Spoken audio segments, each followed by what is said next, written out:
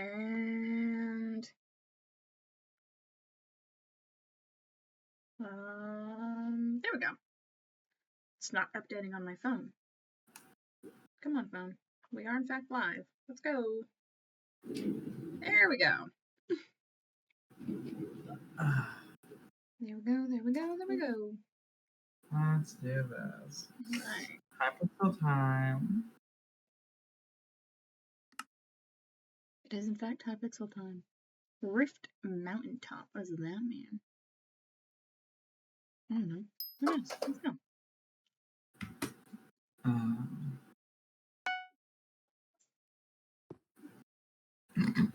Just seeing the word grandma float across your screen is so funny.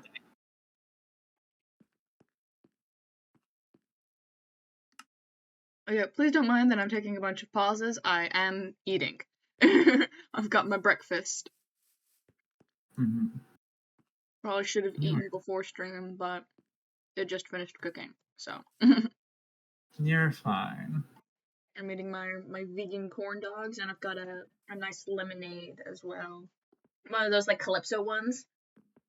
Oh, oh, you're living right now. I am. Some king stuff right there. Vegan corn dogs and some real damn lemonade. Listen, corn dogs and beef Wellington are the same thing, just in a different tax bracket, okay? Oh, Jesus. They're the same thing. I can't get the frickin' bottle open. I took it out of the fridge, and now it's been sitting for a moment, so now the bottle's all moist. My bottle is sweating. I cannot open it.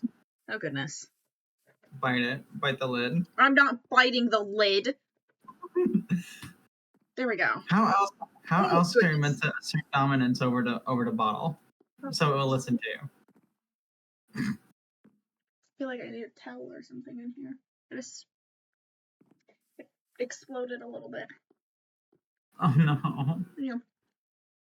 Pressurized lemonade that I just freaking opened suddenly after shaking it. Oh yeah, I'm genius. It's a little pulpy. There's my little towel. I'm grabbing my little art towel. I just washed this thing. It was just washed, and it feels all good. It feels all peaceful. Time to be dirty again. Live with it. Delightful. It's almost a little bland, but bland is better than sickeningly sweet. It's still pretty sweet, but it's just like normal sugar. There's a lot of sugar in here. Oh my god. 57. 57 grams of sugar in this thing. My goodness. Some diets, that's your maximum for the entire day. That's a bit more. That's 106%. Wait, does it actually say 106% on the bottle? It's 106. Oh my lord. Good thing I don't plan on drinking the whole bottle myself in one sitting. There's only 7% juice in this thing. That's because there's a lot of water, you know. Lemonade takes a lot of water. Yeah, 16 fluid ounces per container. Goodness. 56 total grams of sugar. That's shocking. You see, this is why when like I make Shirley Temples, I use the 0 sugar sodas. Because that grenadine has enough. It's fine. Got Discord messages. Why do I have Discord messages? Oh. It's one of my friends reacting to the video I sent them. They said, "Why are you so sweet?" Yeah, why are you so sweet? It's just in my nature. What can I say? I've been raised right. I swear, like, the last week has been nothing but sweet, sugary sap. I'm like, how am I meant to react to this information? You're like, what is happening right now? Honestly, it feels like an anime I watched where it's like as soon as Christmas starts rolling around, the main character starts becoming incredibly nice, and like, what's happened? Not to say that you're normally mean. I don't know. That felt a little like you're saying I'm mean. What are you guys going to say to me? You guys going to say? You're not mean. You're honest. There's a difference. That sounds like someone the person who's being accused of being mean would say. I'm not mean. I'm honest.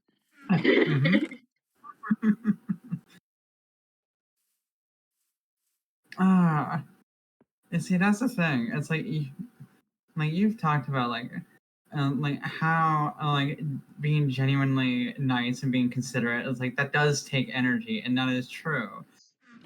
And yet you do it anyways to an extreme degree, and I'm like, it's like, yeah, I'm sitting there in like the vent channels of all of the servers, like having just a shit time, and then also me.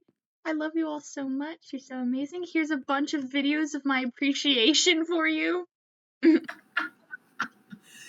I was gonna say it's like, oh my god, like how like where do you get all the energy from? And then I remember you're constantly tired.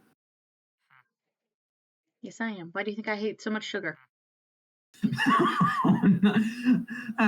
Constantly craving sugar. And yeah, so this stream is actually sponsored by Calypso. No, it's not. Imagine if that's how you transitioned into like a gamer subs sponsor. That would be emotionally exhausted. Hey, here's this energy drink. Use my code. Careful if you follow me into the lobby. There's a gift exchange going. I'm not gonna subject the viewers to another thing of the gift circles. And I see that we don't have the advent calendar in our... Wait, do we? Do we still have access to it? No, it's ended on 25th. Got it. Yeah. So I am going. So wait, couldn't we still do the first ones technically?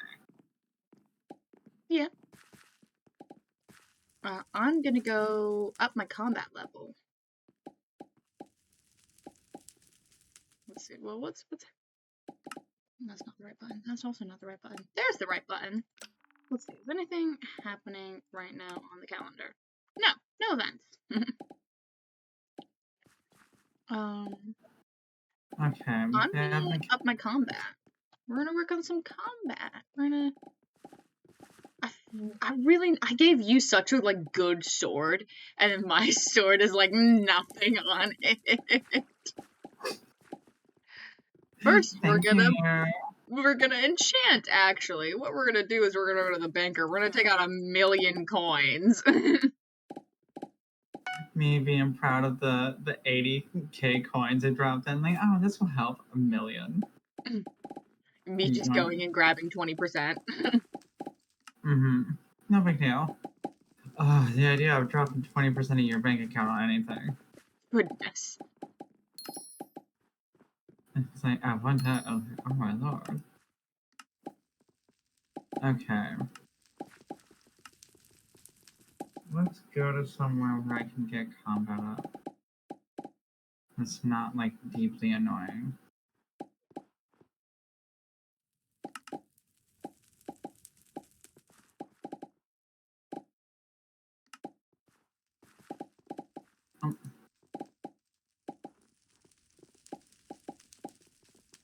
We're gonna do some math here to figure out how many of these I can buy. So we have 4, 6, 3, 2, 8. Oh, I was playing Plants vs. Zombies earlier, so my ringer volume's on. No, turn it off. Divide that by 5, 4, 3.3. 8. I can buy 8. 1, 2, 3, 4, 3, 4, 5, 6, 6, hello, 7, 8. This was not a lot of XP, but this should get us a at least get the sword up. Oh, goodness. Yes, I can definitely get my sword up. Mm-hmm. My question to you is, Mm-hmm. what area of the map should I go to for combat level to go up? It's like not deeply annoying. Like I'm gonna be one shot everywhere I go. Probably the spider den. Oh, I don't like fighting the spiders. God damn it. Oh well, I'm already here. That's the energy of, you're doing something and like you don't want to do it, so you ask someone, hey, is there like a better thing to do than this? And they're like, no, you're stuck here. It's the dashing ones specifically, they suck. They do. Actually, no, the dashing ones aren't the worst. It's the silverfish ones.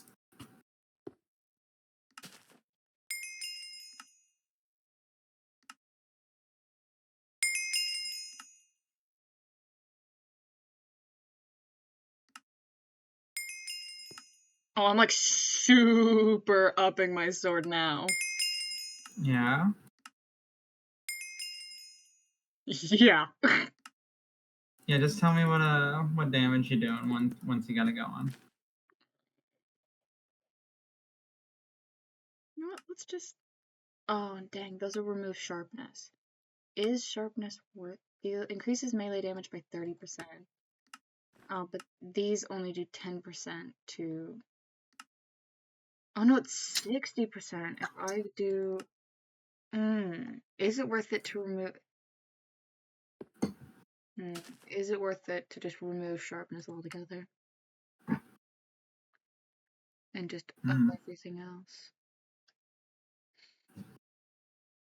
Just up Bane of Arthropods and Smite. Can I do both? I'm adding Bane. Okay, we're getting rid of. No, you can only have one. Okay. Okay, so now I do a good amount of damage to spiders now, though. Oh. Okay. But is the extra 60% to spiders worth losing the extra 30 to all others? I don't even have enough levels to fix it, anyway. Oh. So, like, are we stuck with spiders? This is still such a bad sword, though. So I've got Bane of Arthropods 5, Critical 5, Endslayer 5, Experience 3, Fire Aspect 2, Lifesteal 3, Looting 3, Luck 5, and Scavenger 3. Let's go see it. It says that it's damage 35 and crit damage 50%. So let's see if this is any good now. Actually, let's see if I can buy some more experience bottles.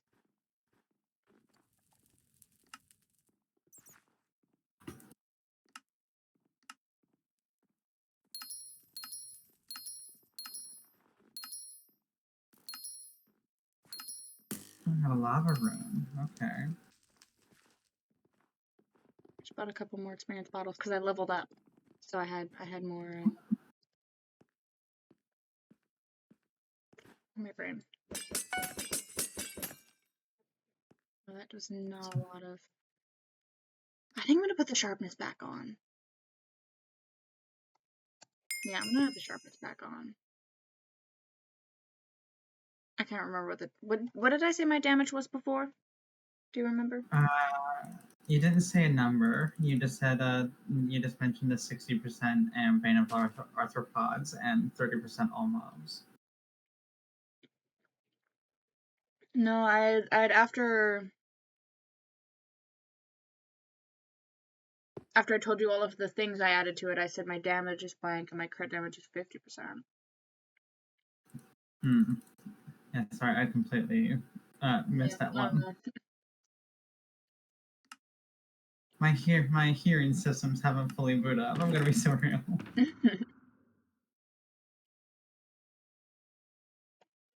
Yeah, I woke up this morning and realized I have an hour, and I'm like, I need to move. All systems to movement.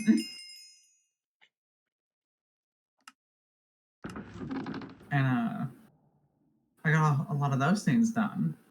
Ooh, you should come back to the island real quick. I might not have the full armor ready, but I have at least a helmet, a real good helmet and chest plate for both of us. Cool, I'm here. So, oh yeah, we're on our island. I can just throw them to you. Take a look at that.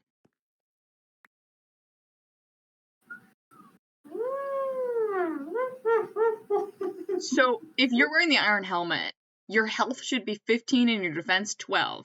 Your new helmet is health 75 and defense 80.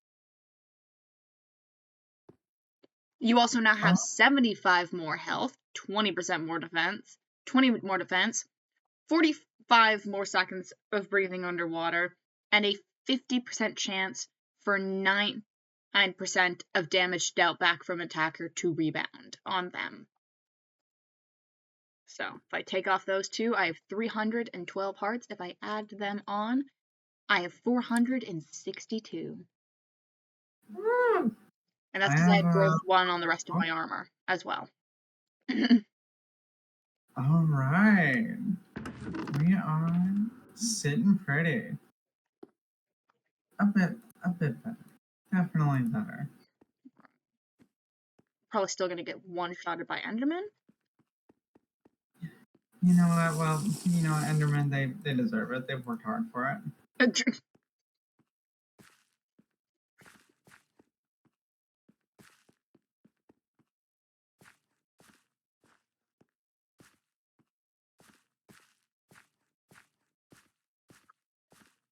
Now, what area have you gone to? Oh, I'm headed to the Enderman. Oh, I see. So that sounds like death. That sounds like you don't have the skills yet. Oh yeah, I literally can't go there. God, this is like traveling with your cool friend. They get into VIP section and then you just get stopped. And the bouncer brain like clotheslines you. Mm-hmm. I'm just on my back, legs folded over my head, just not having a good time. Oh, the sword still kind of sucks. You just go off and have your lovely little time with your cool VIP friends without me.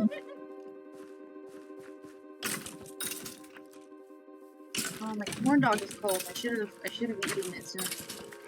I'm on my second corn dog and it's cold. Don't you laugh at me. Don't you laugh at me and my cold corn dog. No, I'm not laughing at your cold corn dog. I'm laughing at the fact that I thought you had like a cold half-eaten corn dog. No, it was your second one. I will never.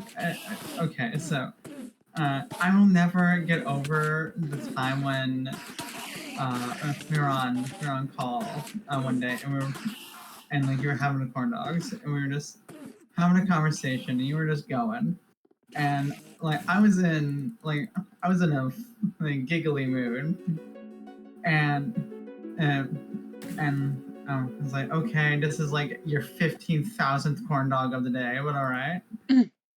And it's just you finished one. I'm like, okay. And in the back of my mind, I'm like, okay, cool. Corn dog is done. That's not gonna be a bit for the rest of the fucking call.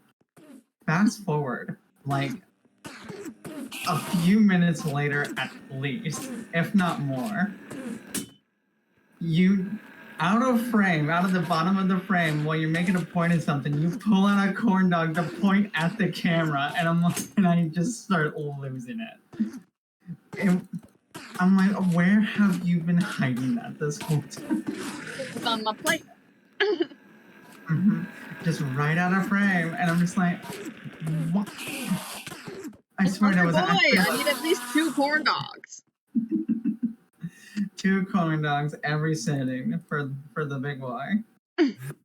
Oh my god. Somebody's placing summoning eyes. They're fighting dragons. Ooh.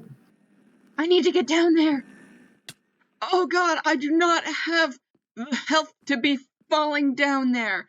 I need my good sword. You need that teleporting sword that you had in the other world? Yeah, my super good sword that can, like, 3-shot these Endermen.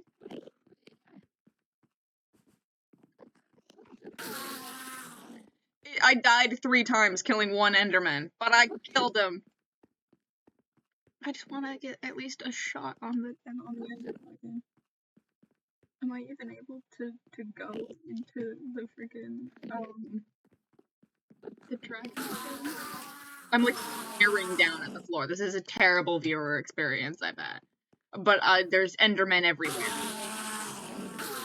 I wonder if it'd be slightly more entertaining if you hit the F5 on it. And you might be able to see a bit better. I don't know how to get to the frickin' dragon's den. I'm so used to just jumping down the middle. I found it! I found it!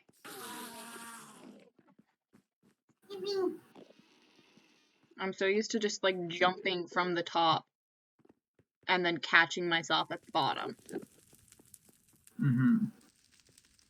With the teleportability. There we go, I've made it to the dragon's nest. Careful, you are below the recommended level of combat for this zone. What's the recommended level? I don't know. Oh god. I have no idea what the recommended level is. But I'm going to sit here. And I'm gonna hope for someone to spawn a dragon. Take a few little pop shots at it, get some damage on, and then just sit back and wait. Oh, something was spawned. Oh, I think it was the endstone guy. Ooh, see, I can fight some of the, like, skeleton-y guys down here. Oh, dragon has been spawned. Oh, that is so loud. Come on. Get some hits on this dragon. I've got no hits on it. Okay. I think I got some hits. I did! I got 185 damage on the dragon. Oh, that was so loud even for me. Oh, Lord. Oh, it's because I've got my volume up to 50. Let me turn that down. I just realized I've been deaf the whole time. I haven't, like... I have my audio at 0. See, this is how you gotta play. You just gotta leech off of other players. Because now I have 3 unstable dragon fragments, an enchanted ender pearl, and 12 normal ender pearls. And this fragment... Oh, you ready to hear it? You ready to hear what I could do with this fragment? Oh, hit me with it. Nothing! I could do nothing with these 3 fragments. The cheapest thing to make with these fragments is if you have 40 of them. You can make some boots. Oh, of course. I'm gonna come back up here, and I'm gonna be a little cheater, and I'm gonna be out of range of the mobs, and I'm gonna shoot them with my bow. Maybe. Objective, talk to Shaggy. What? Oh yeah, you gotta go find Shaggy, and you gotta go talk to him. I'm so sorry. You're the worst. I hate you. Me too. You see, that's the thing, is that I don't remember ever, like, learning these voices, like, as a kid, but, like, I just have cartoon voices just, like, pocketed away. Somebody stole my frickin' kill! That was so mean. I just spent so long shooting at this guy from afar. Oh yeah, you ready to hear what the Endermen in the Dragon's Den, what their level is? Go for it. 55. They have 26,000 hearts. That's terrifying. Mm-hmm. This corn dog is so cold.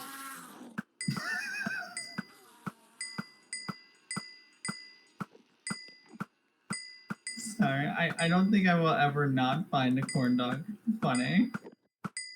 Leave me and my corn dogs alone, man. No. Yeah, I'm not gonna be able to do anything up here. Oh my god. Oh, maybe I can shoot this obsidian defender that's level 55 and is 2,000 hearts. Oh goodness, I forgot how fast these guys are. I forgot they're crafty! What do you mean by crafty? I forgot they're smart.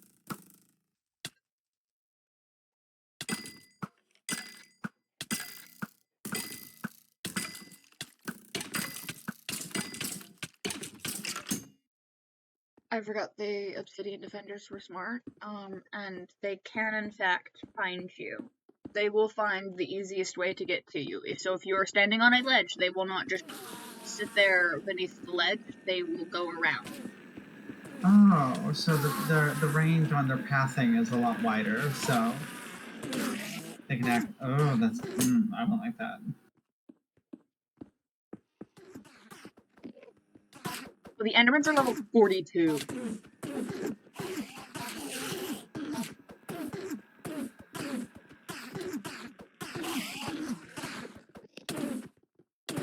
I spam clicking the hell out of this Enderman. Oh, and I died.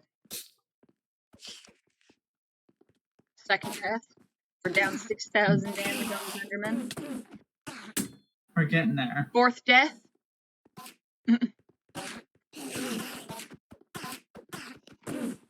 I only do 130 damage at a time, are you kidding me? Oh boy.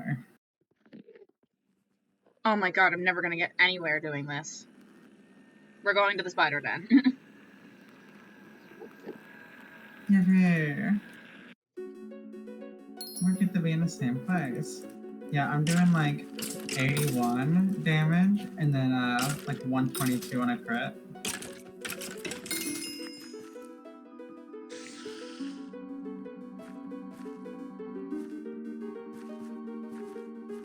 I've been sent something on Discord. What is this? Aww! I sent you one of the soul videos today, so they've sent me one back. What is this?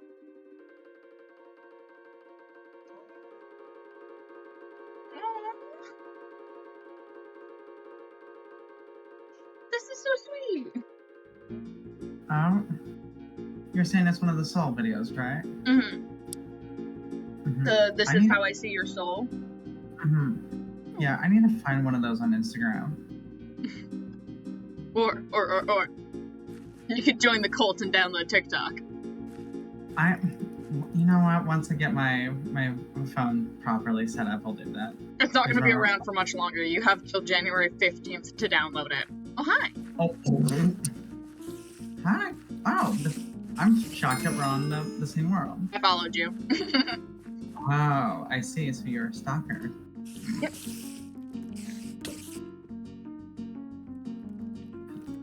I love hearing just you laughing so maniacally it just cuts off.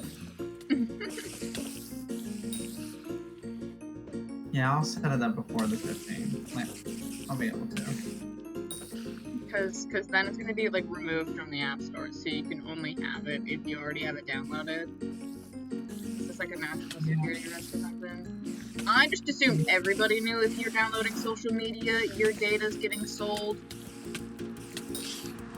Apparently that's not common knowledge to people. I'm surprised about that, to be honest. Maybe it's because, like, we've been in like deep internet circles for a long time. Yeah.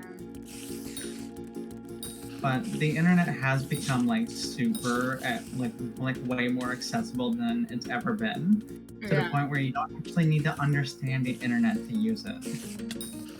From what I was told though, is the reason like TikTok's getting all this like shit for it, while like a bunch of other companies like Facebook and Instagram don't, is because TikTok is like actually genuinely like selling shit, like your family's and friends' phone numbers, your phone number, addresses, and things apparently. Yeah, and also like the company that controls the data that's being collected by TikTok does not directly work with or cooperate with the U.S. government like all the other companies do. So that's the big reason. It's like I get it, but it's also like I feel like this should be understood that this is how this works. If you have a cell phone, if you have connection to the internet, everyone can find you. Like the only way to not have any of your like information and sold and your data known and like your life on the internet is to not have the internet. Yeah.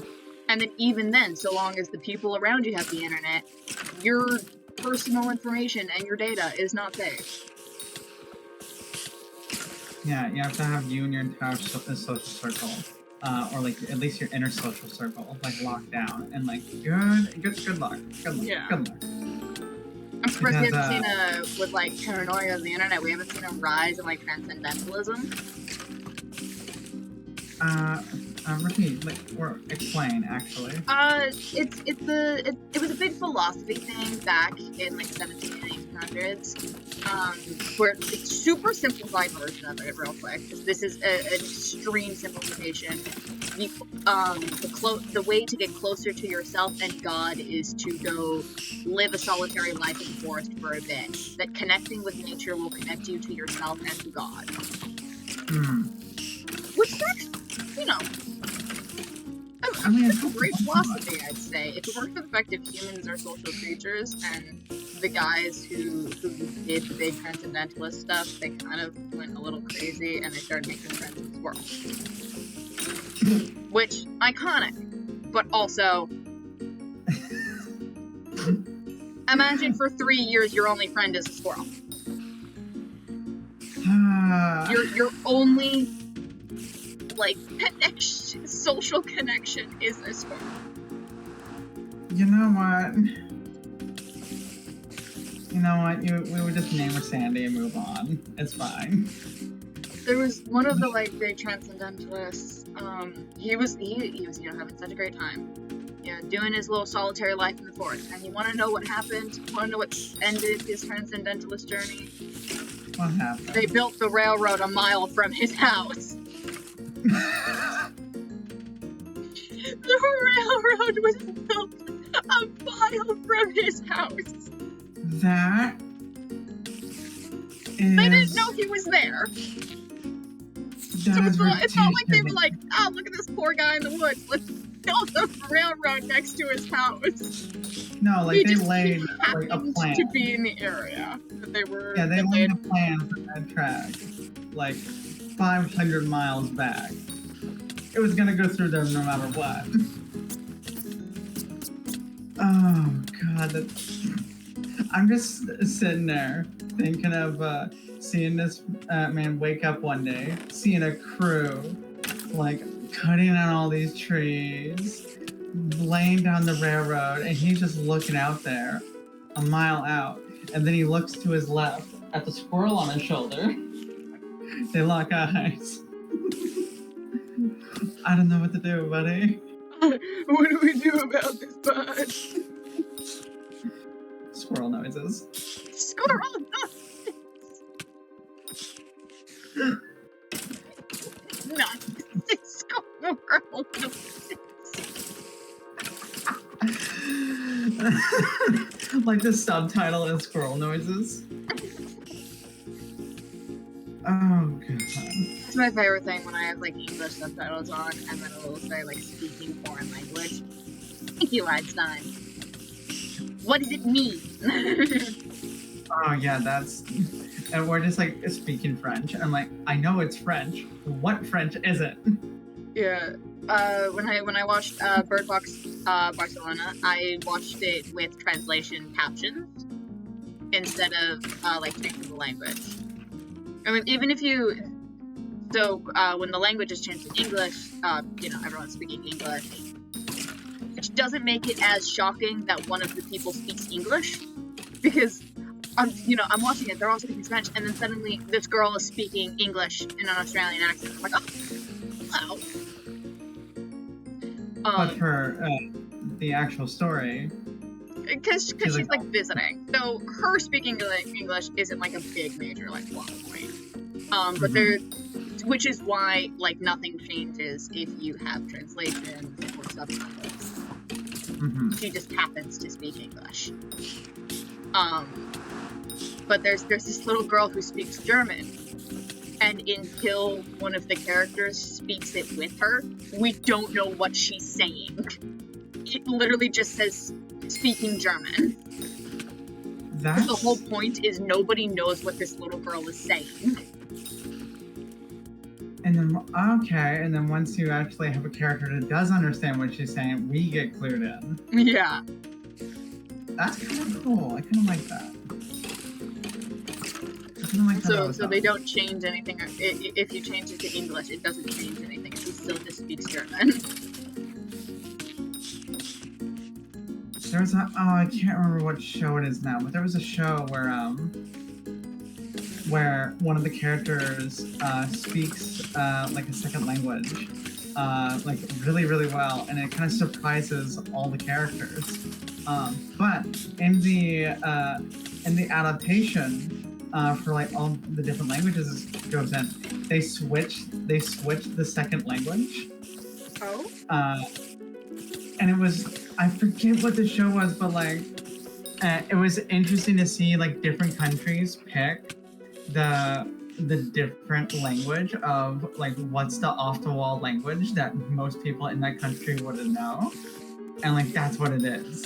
And I'm like, that's actually kind of interesting to see how canonically this character, due to all the language adaptations, speaks like 15 languages. Like, I'm trying to remember what it is. You see, I know my brain's wrong because my brain's trying to think it's Voltron, but I know it's not that. No, I don't think we hear anyone speak a different language in Voltron. No. Like the closest we get to other languages is the occasional phrase that the Balra say, like repetsa. Like that's the closest we get to a foreign language in Voltron.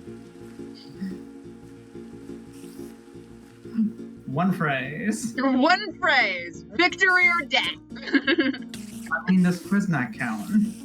Is that a seagull? There's a seagull just flew over my house. Oh my gosh. Because it's all rainy and stuff. Fly, little seagull, fly. Thought you were so loud. Leave, seagull, leave.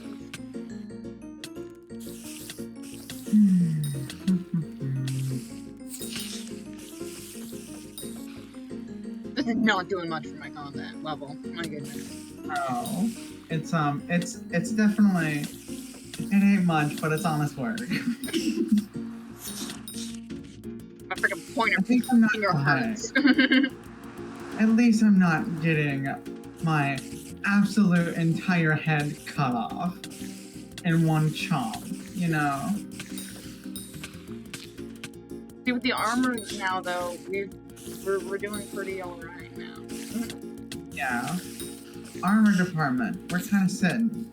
Now, if only we could get some good weapons. But my sword in my other like save is a dragon sword. What does that entail? I don't know. It was a gift to me, so I don't know. If someone in the like Dragon's Den was like, "Hey, do you want this sword?" And I was like, "Sure." Oh my gosh.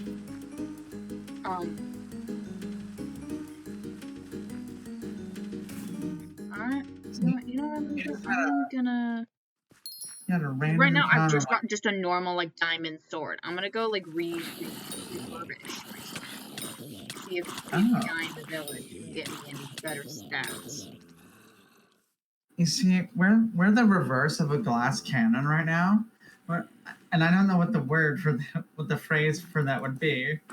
Something that can take a lot of damage, but can't dish anything out.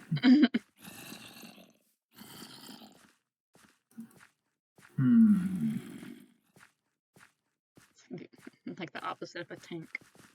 Not even the opposite. A tank can do both. A tank can. We're a tank that shoots pillows. A boxer with pillows for gloves. That's so funny to me. What, a boxer from pillows wrapped around her hands? Yeah.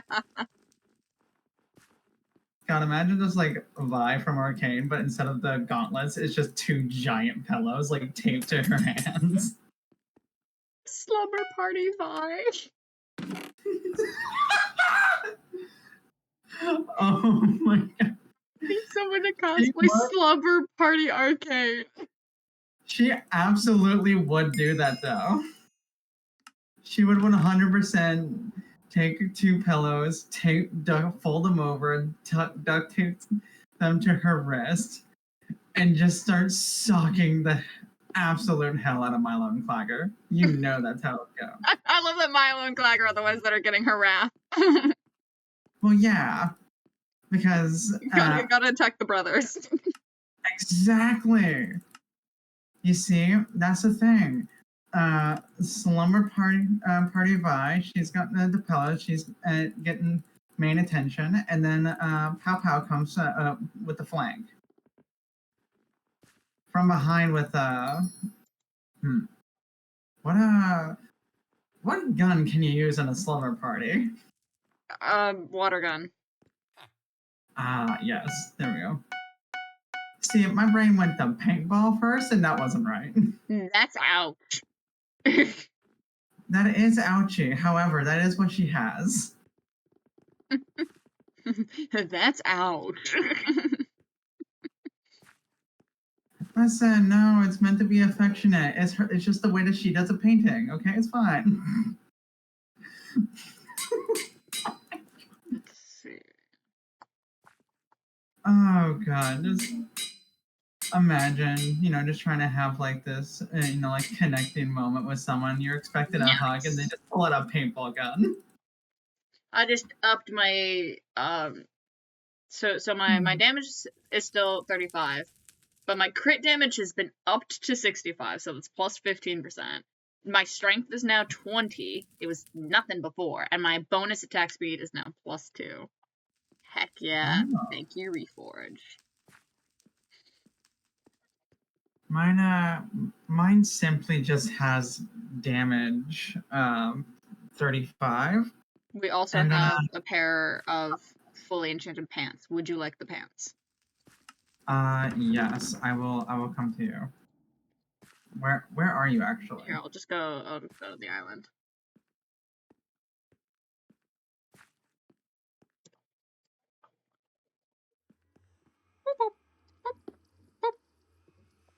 I think I'm too close to the table.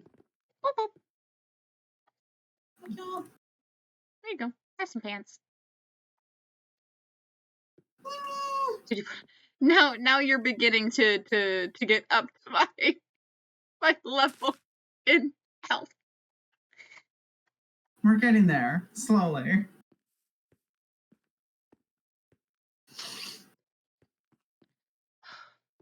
Slowly but surely. It's fine. It's just gonna take a little bit.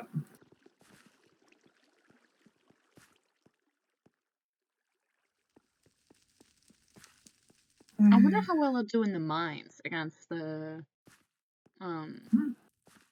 guys. The guys. The spooky font. Bold text.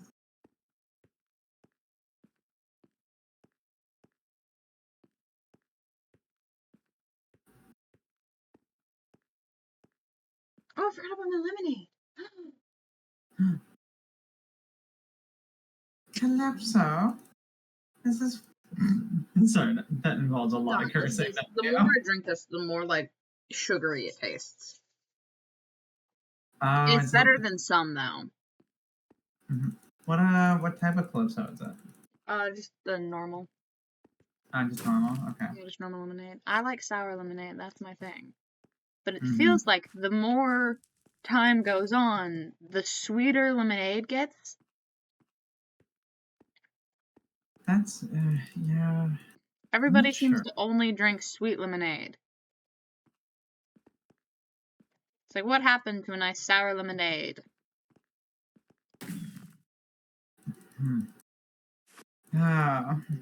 Times have changed. I don't know if it's just I thought lemonade was super sour as a kid, or if lemonade has just gotten sweeter. I don't know.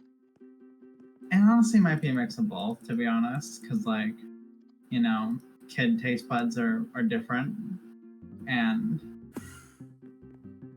maybe as a kid, just like anything that was remotely sour just like hit your brain in a certain way. But now that you have a bit more of a refined palate, you're like, oh, this isn't sour like at all. You know what it is? It's like spicy food.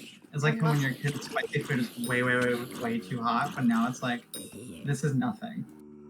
I want it to burn. I want it to chemically burn me. I want you to regret my decisions in an hour.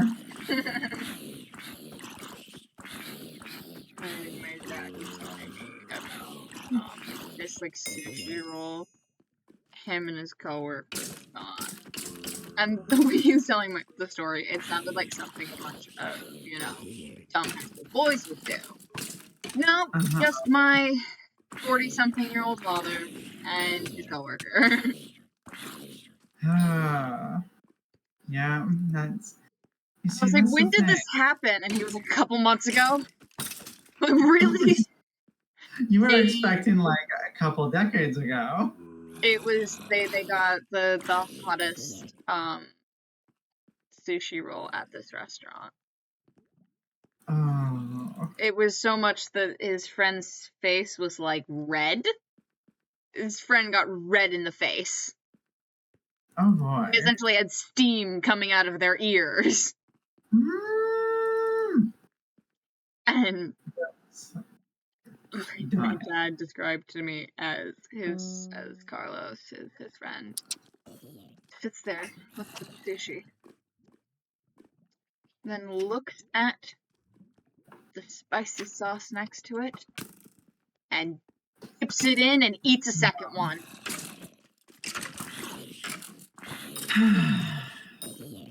And he's like, Carlos, no! I loved you. I loved you, Carlos.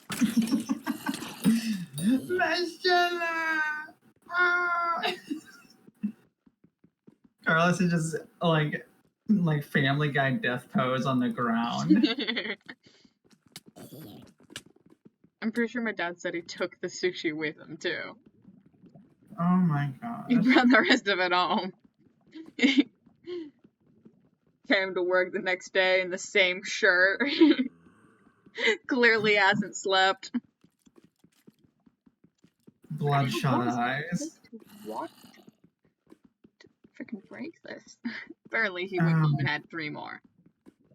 Oh my god. Why do humans do these things to ourselves? Like, why do we do this? I like how I said humans. Like, oh my god, I'm using the wrong freaking pickaxe on this. This is why it won't break. There we go.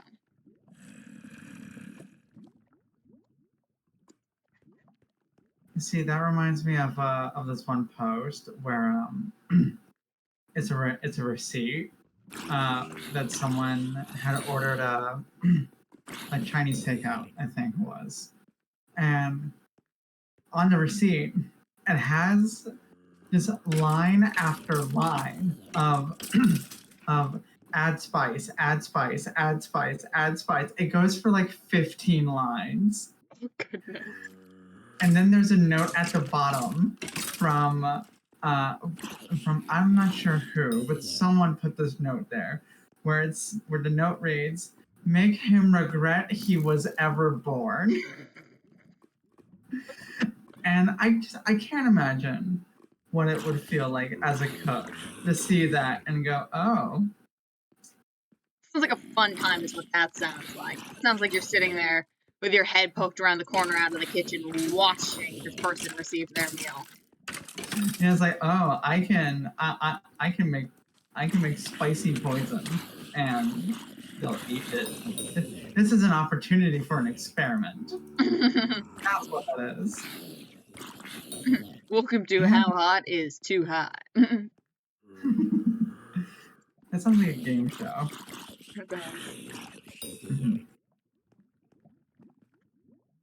No, I've never been in a game show mood today recently, because like I had a dream of like a game show last night. Really? Yeah, I was having. It was like it wasn't like a Family Feud style game show type thing, but it was like internet game show. Like it was like a bunch of cast members of like a bunch of different D&D groups, like all mixed together. And you know what it was? That's what it was. It was a D&D trivia night between like all the huge D&D groups, and it was like that's what it was. And at one point a clown shows up. Oh, that's the part of the dream that I was in. I think I know what clown you're thinking of. No, it was not that monster. Okay, I can tell you by the voice. Sir. I hope so. I don't want him in my dreams. I don't want him anywhere near me while I'm sleeping. Oh my god. No, the thing is, like the dream was like Brennan Lee Mulligan, right? And like he was a host. And at one point, this person in like full clown makeup comes in. The thing is, I think they were trying to they were trying to allude to the fact that he's a juggalo, or he's like a play off of a juggalo. But Brennan Lee Mulligan introduces him as a gigolo, and that's not right.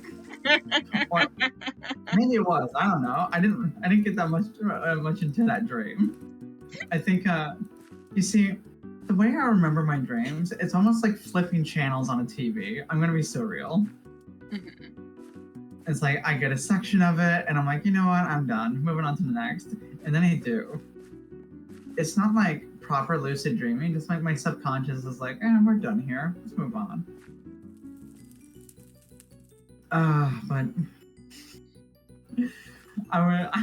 I don't want that clown in my dreams. I know what you're talking about. I don't want it. I can't remember his name. Why don't you want him? Why don't you want him in your dream? It's like fucking Voldemort, man. He's such a silly little guy. That is a demon. He did make friends with a demon in someone's throat. I think. I might be thinking of a different thing. No, I don't watch that campaign. My dad does, though. Oh, does your dad talk about the clown often? Clown is so funny. Horrifying. I wonder how it feels for someone to have like a mild phobia of clowns to watch those videos. Like everyone's laughing, and then this person is about to have a panic attack. Like, I'm curious if that's actually how the case, like how I imagine it. Because, like, there are people who are like genuinely deeply afraid of clowns, and like, is it funny enough to like supersede the fear, or is it still scary even though it's meant to be funny and people are laughing? Like, you see, it'd be great if we knew someone that was afraid of clowns. Do you have hello? Are you there? Afraid of Okay. I know someone who is afraid of like animatronics and like mascots. My Pookie is terrified of mascots. Are you serious? They're like Five Nights at Freddy's like throws them off. I don't know. I just know every time we saw the school mascots, they like cowered away from them. They hid behind me. Oh. Don't use this to terrorize Pookie. No, I won't. But like, like, Five Nights at Freddy's is such a huge thing in like an internet culture, and like, I'm curious Well, how I don't know. I've never seen them see like a cosplayer in like one of the suits. Aren't you planning to do a FNAF cosplay at one point? Not one of the suits. You think I have the skill for that? Or the money? Or the money. The skill, I imagine you can learn. The money, however, that's a whole other thing. Yeah, I could totally see you learning how to use like foam and doing like a bunch of craft work. Like that wouldn't be surprising to me in the slightest. I have a friend who does a lot of stuff with like craft foam. I bet if I asked, they would like teach me. I just have to like supply the supplies, and I feel like they'd totally be down to teach me. Oh yeah, they'd probably love to. They'd probably love to guide someone else through the process and everything. You know, and that's like a super strong bid for connection. You know, to have like apprentice and mentor energy going on.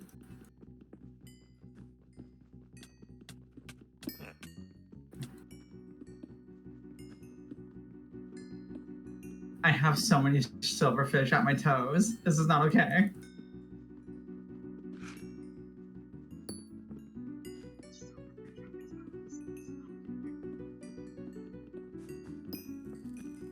Why do silverfish exist?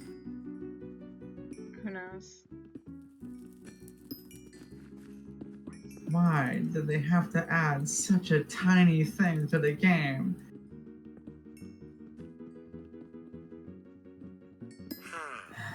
Okay, Dashing Spider, chase me out here. Come on.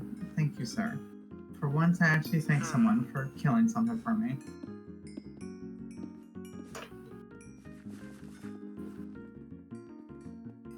Every time I see the word arachne, I'm thinking it's my brain just changes it to arcane.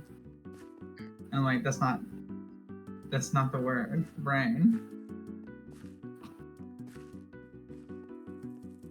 I blame y'all for my new hyperfixation. It's y'all's fault. Well, actually, no, it's not your fault. You were brought along into the journey. It's Pookie. It's Pookie.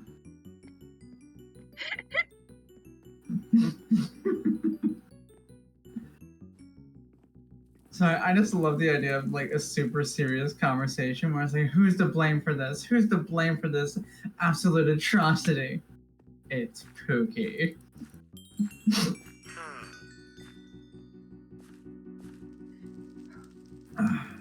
Who's to blame for this?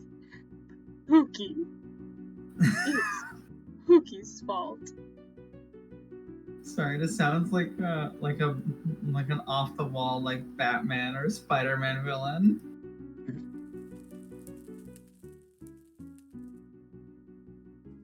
Oh god, my cheeks hurt just imagining it. Because the thing is, there's one character that I know of that's canonically Pookie, and it's that one character that is called Pookie in Shrek 3. Oh my god, freaking Prince Charming! Yes! So I'm just imagining Prince Charming running amok in Gotham.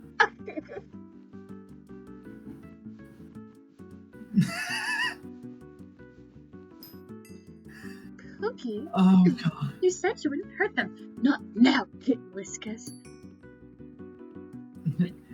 Daddy will discuss it later. Disgusting. I'm so upset.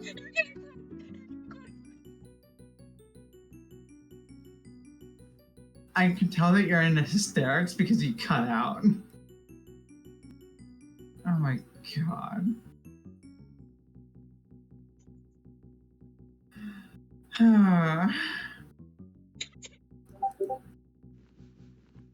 Oh, no, you didn't.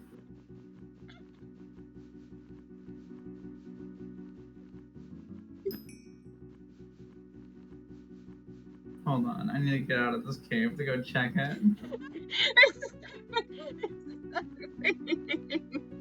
No! I don't know!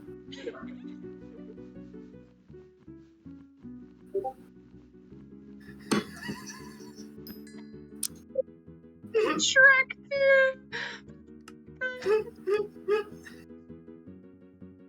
Oh my god. I wonder if my dogs are.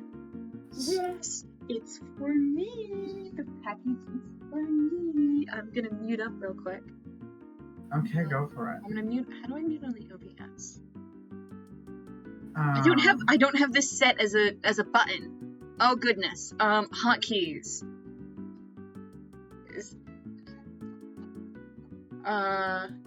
Here we go. Mute. Which button do I put for this? I'm gonna put M as my mute button. Yeah, that's... That muted desktop audio, not my mic. Okay. So that muted. Okay. Let me check.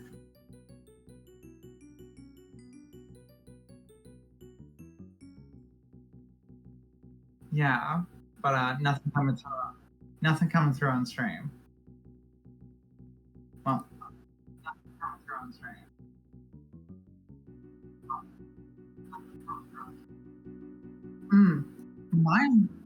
My voice is coming through on stream, but yours isn't.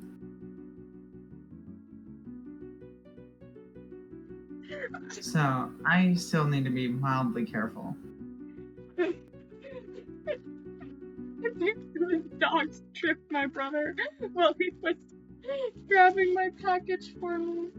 It's the case for my iPad. Oh my god, I can bring my iPad with me places now. Oh, awesome. It doesn't have a screen protector, but... Mm-hmm. Oh my god. Yay! You see, I still need to order one for myself, for my phone.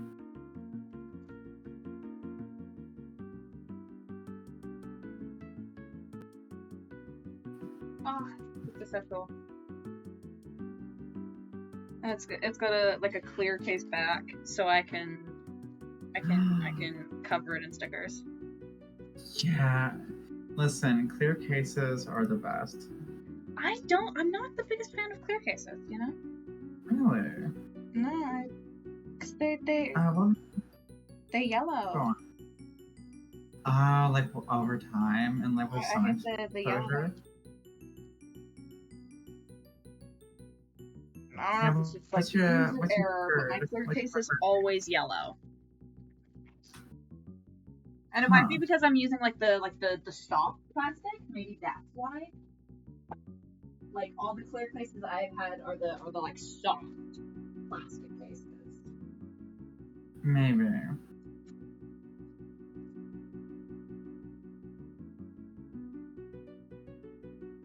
There's protective film on both sides of it. Thank God there's protective film. There's so many scratches on the film right now, just from it being transported. Now if it gets scratched, it's my own fault. Uh-huh. Oh, there we go.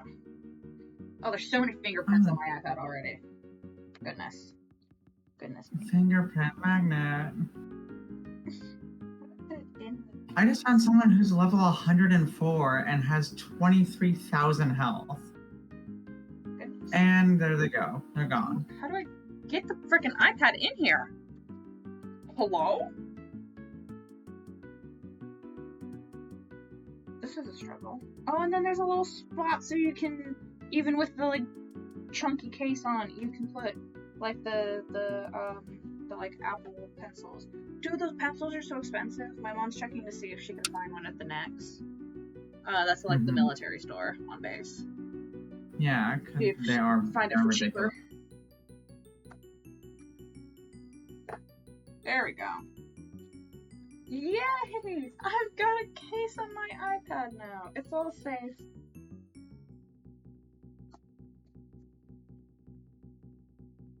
Look at that.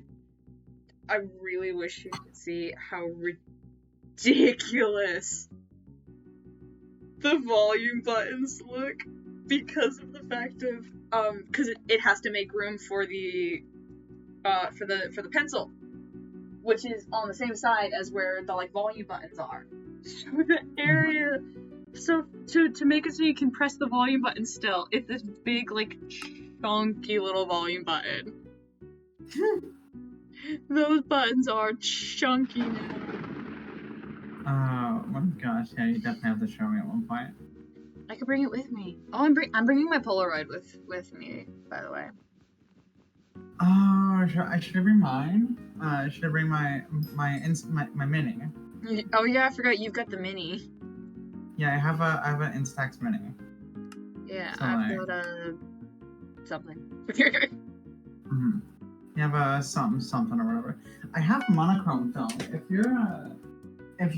Does your no, your Polaroid. So you're bringing like the square format, like the full square. Yeah, I've got the square, the big square ones. I see. Yeah, I have the ones that are like the size of like a credit card or an ID. Oh, yours are. Are they like bigger or smaller than a credit card? Because I'm pretty sure like most of the like mini Polaroids are like they're like smaller. But I get like shape wise what you mean.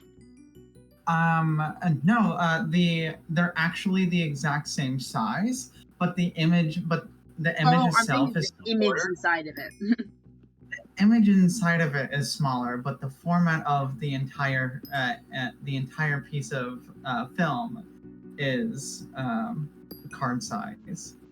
I have one of those. I have a pack of monochrome film. I'm actually gonna bring that. Oh, you've got some black and white film. Mm-hmm. I don't think I have any more black and white film. I think all of my film is colored film. But that's fine. Mm-hmm.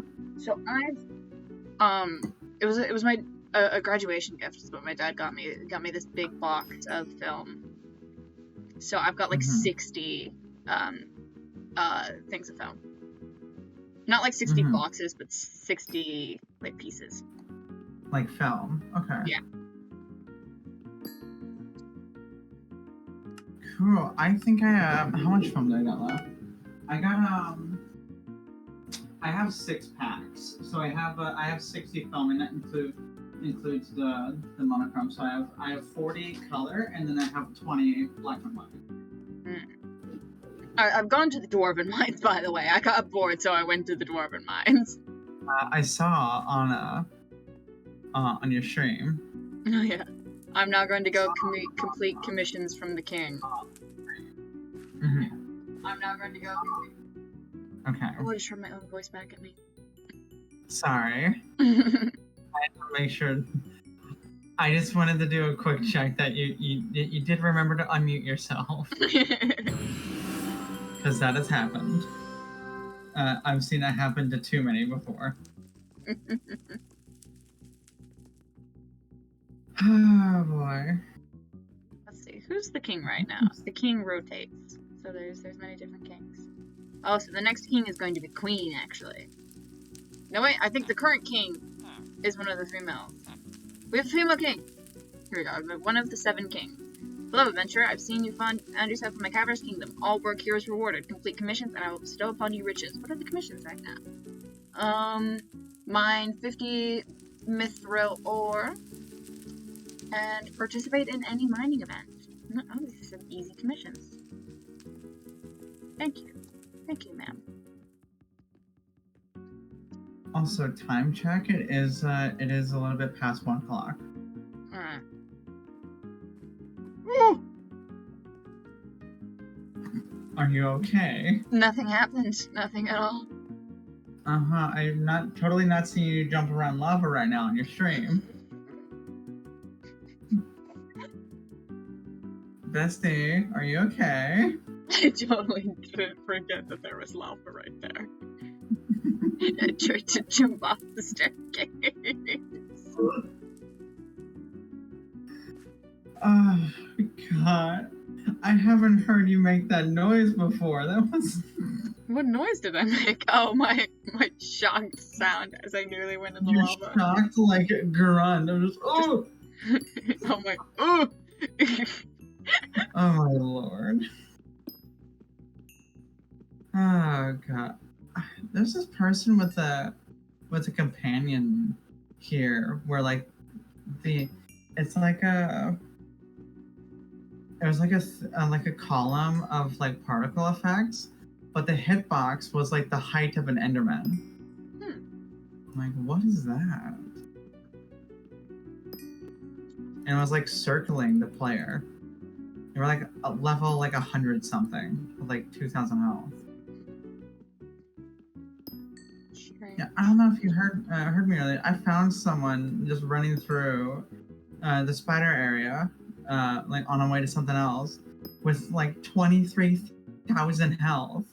Goodness. Yeah, I've never even heard of something like that. I got so much chocolate, and it's saddening me. I'm eating all my good chocolate first. I'm gonna be left with just like Hershey's soon, just normal, just plain little Hershey's Kisses. Oh no. At least at my mom's. I've got a good amount of candy at my dad's. Mm-hmm. And ooh, we've got the like.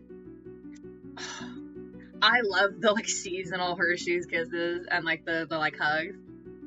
Because there's the mint and then there's the peppermint. So there's the white chocolate with little like peppermint like sprinkles and then there's the mint, which is like a dark chocolate with like a green minty center. Yeah, though I actually do really enjoy that as well. I'm a sucker for mint. Me too. I love mint. I feel like I've mentioned it to you before. I feel like the mint toothpaste thing, like until I find something that tells me otherwise, I'm under the impression that the mint toothpaste thing is similar. I know it's not. I probably know it's probably not like the exact same, but similar to the soapy cilantro thing. Honestly, I wouldn't be surprised if that was the case. Because, like, what do you mean? What do you mean that this ice cream tastes like toothpaste to you? They're actually so different. Well, oh, sorry, my mouth is full.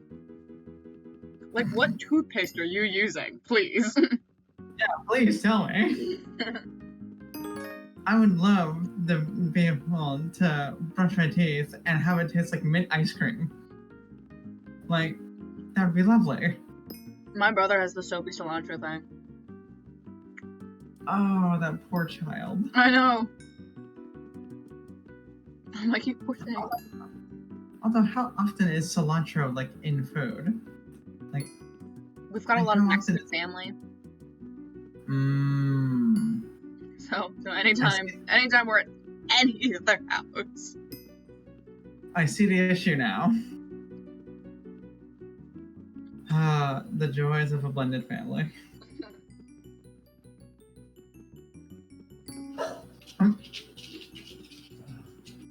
Why is my puppy barking her head off? She's allowed. It's her birthday today. Oh. Yeah, it's little puppy's birthday. God help.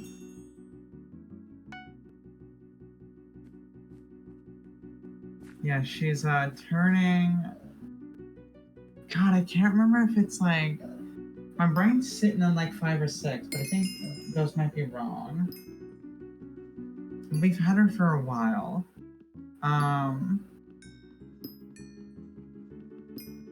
I think she's turning 6 because when we got her, she was about 1 year old. And we've had her for about 5 years. So she's getting to middle age, but because she's, you know, a Jack Russell mutt, she still acts like a 3-year-old. You know how it is. Then she's gonna have the zoomies until she's like 10 or 12. Yeah. And like that's how it's gonna be. Like my dog Mia, she's about like 12 maybe ish, I'd say. She's full of energy. And it's like what breed? Australian Kelpie. That's it. Oh, is this the same dog that was hurting you for a while? Yes. She also, we're pretty sure she might be mixed with a little bit of shepherd because of like her coat and one of the like little like medical issues she has. She gets these like sores near her butt. That's very common with shepherds. Yeah. But we know that she's not like super shepherd because otherwise she'd be like pretty slowing down a bit. But she's still like she's not a go on hikes dog anymore. However, you should see her when she gets her hands on a rope.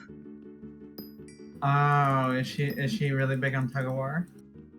If she understood how tug of war worked, she would. Oh no. So what she gets it in her mouth, she pulls, and then she lets it go. If she does not get the rope immediately, she gives up.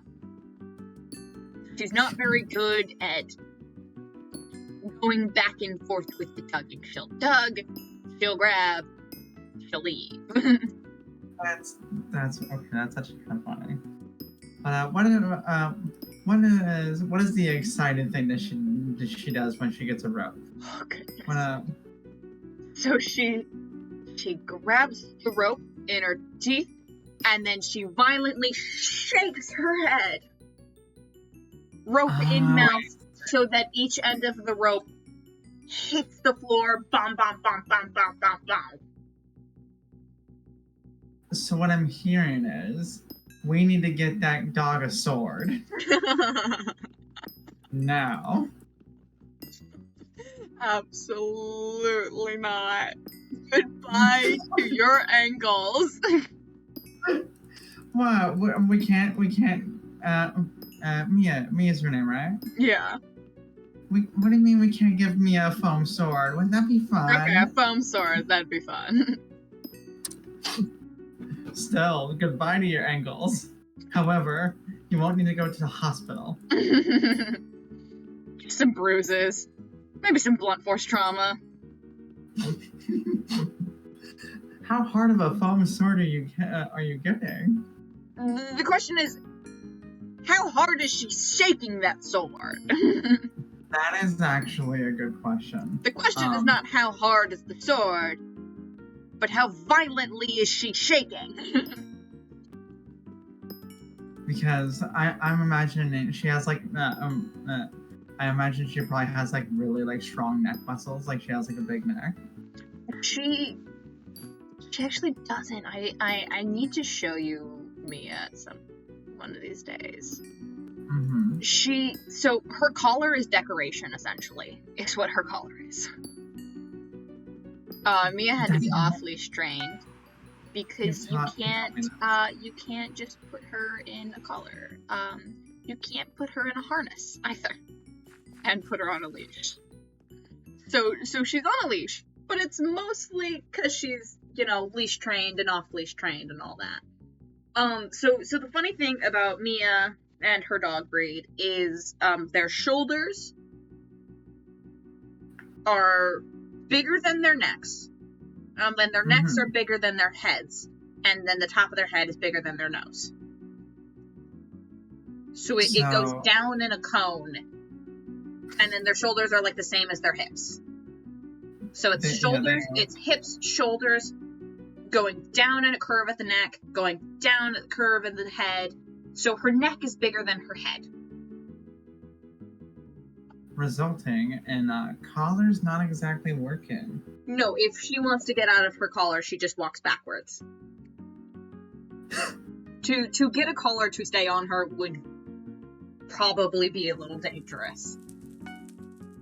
Because it would be way too tight. It would be way too tight, and it would have to go around her nose, essentially.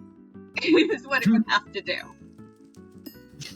You have to get one of those like muzzle things that you can clip a leash onto. It'd be so strange to see. She probably would not like it. No, she does not like muzzles.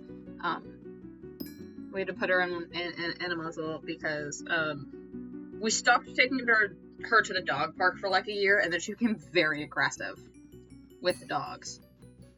She's a little aggressive with dogs and children.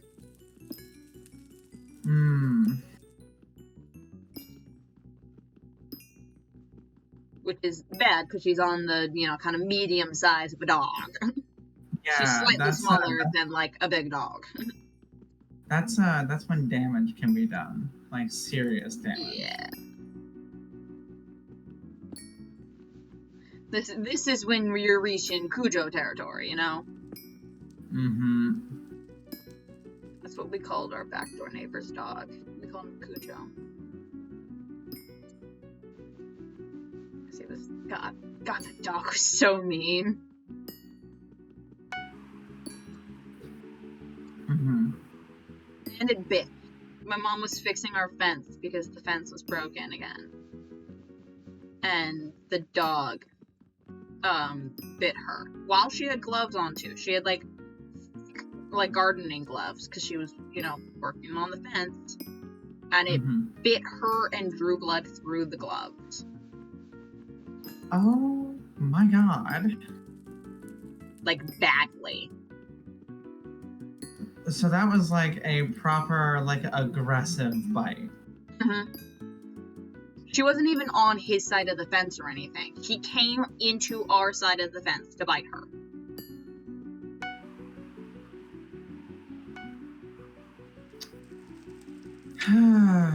Yeah.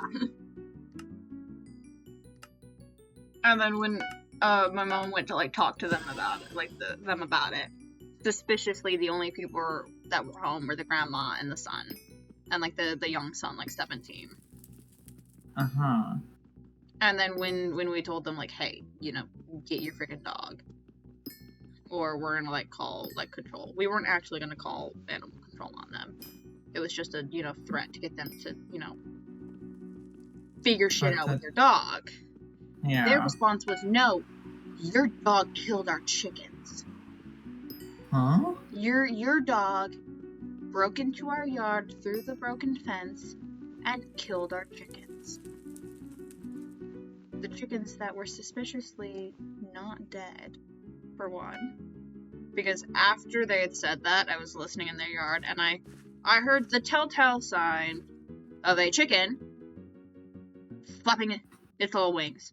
When they, like, readjust? The sound is very similar to, like, a dog shaking, like, a wet coat. But unless their dog was soaking wet, that was their chickens. They're supposedly dead chickens that were suddenly completely silent after that threat was made. Suddenly, they no longer have any chickens.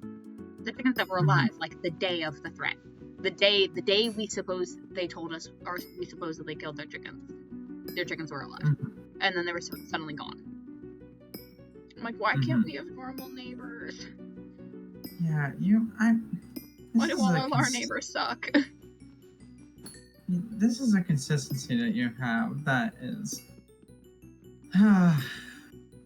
You see, it's not like the strange neighbors that are, like, fun. These are the bizarre. Yeah. We had our like diagonal, like forward diagonal neighbor. He was really cool. He was little old man. He sat outside in the driveway with his dog. That's what he did day in, day out.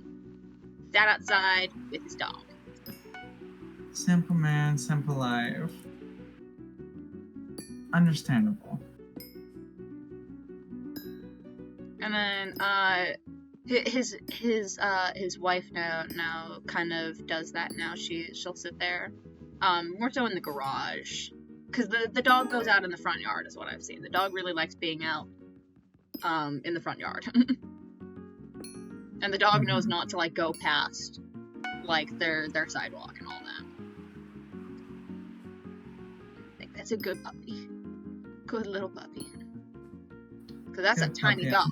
Someone will yoink that dog if given the chance. Oh, it's like a little tiny dog? Yeah. It's a little cutie. You see, old grandpa with tiny dog is amazing energy. Sorry, it just reminded me of this one video of this older man, like, grabbing, like, his little chihuahua and trying to pet him, but then the chihuahua is just chomping at his hand the whole time. And he's, like, unfazed by it. See, we love just older guys and their tiny little fluffy dogs.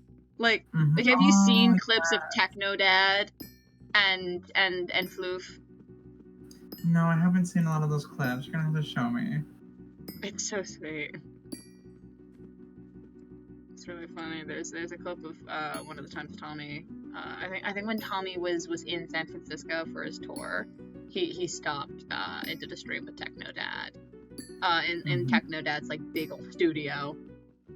Cause that's something. Like kitchen that Technoblade had did the like baking a cake video in was part of his dad's studio.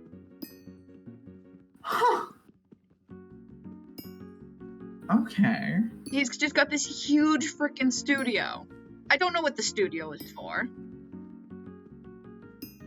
I think Techno Dad has mentioned it before. He mentioned when he was younger, hiding from his like girlfriend in the studio. What he had done was he had opened the big doors of the studio and he put himself in his car inside the studio. So when she drove through the parking lot, she wouldn't see his car in there. That's hilarious.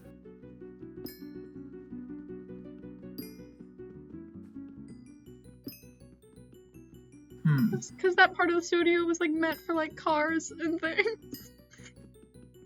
Like bringing in trucks and having cars in it, so it just had this area that opened up to let cars just drive right in. And it's just perfectly hidden. Oh, that hurt. I fell down. Good. I have this objective. Okay, I found Shaggy, right? You found Shaggy. I talked with Shaggy. And I have the objective: kill an Arachne's keeper. You're never gonna kill one of those. Okay. I wasn't listening / reading what Shaggy was saying, because I was listening to you. I don't even know where to go. I told you all about this last stream about the Arachne's keeper.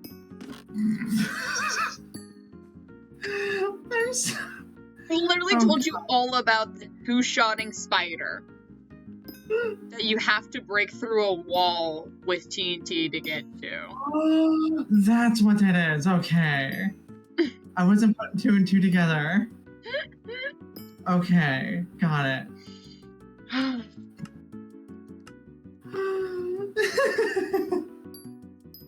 Sorry, I am operating off of like 5 hours of sleep. I did not. What?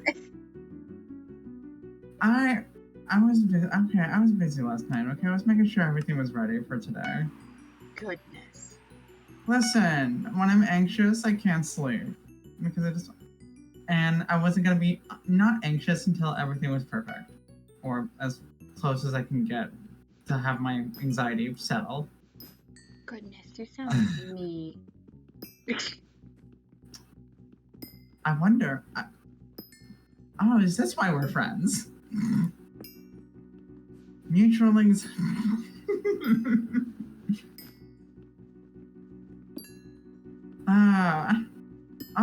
Why are you two friends? Like, oh, we just have a lot of common. We have the same sense of humor. No, our mental disorders are the same. Oh, why are you two friends? Mental illness. Oh my god, it's really funny. All of my, like, mental illnesses come from my mom's side. You'll never guess who just got diagnosed with autism. My mom's dad. My mom's dad got diagnosed with autism recently. Grandpa okay. What's the special interest? What's the obvious? I don't know him. Homophobia?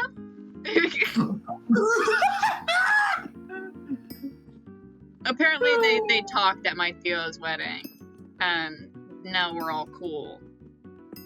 Okay. I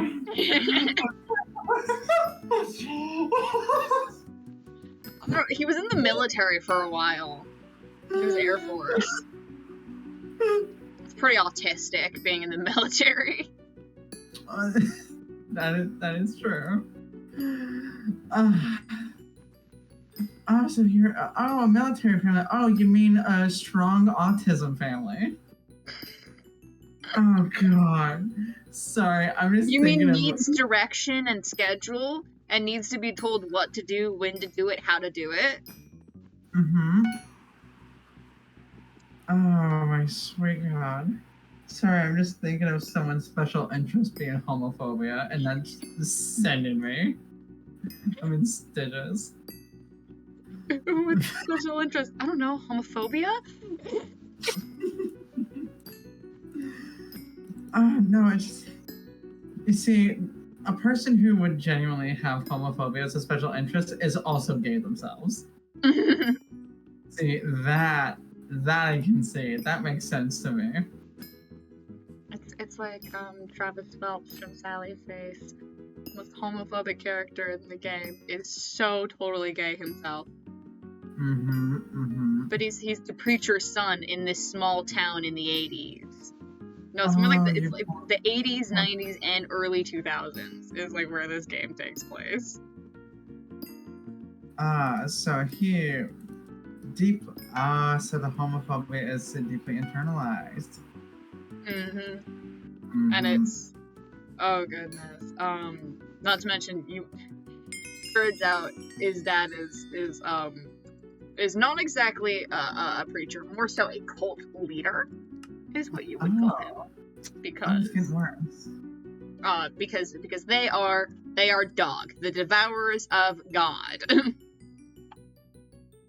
I don't know where this is going. This is going, we're shooting children in the face with shotguns. This is where this is going. Oh.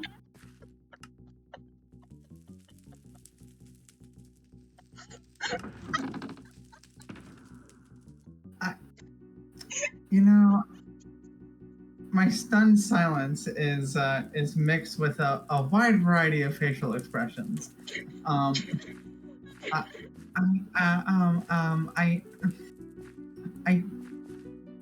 You know what? I think I'm just gonna leave that one. I think I'm going in the face. What? Actually, first it was shot through his mother's stomach and then into his face. What game is this again? Sally Face. Oh. This is Sally Face. The game with the main character you play as, who has a prosthetic face.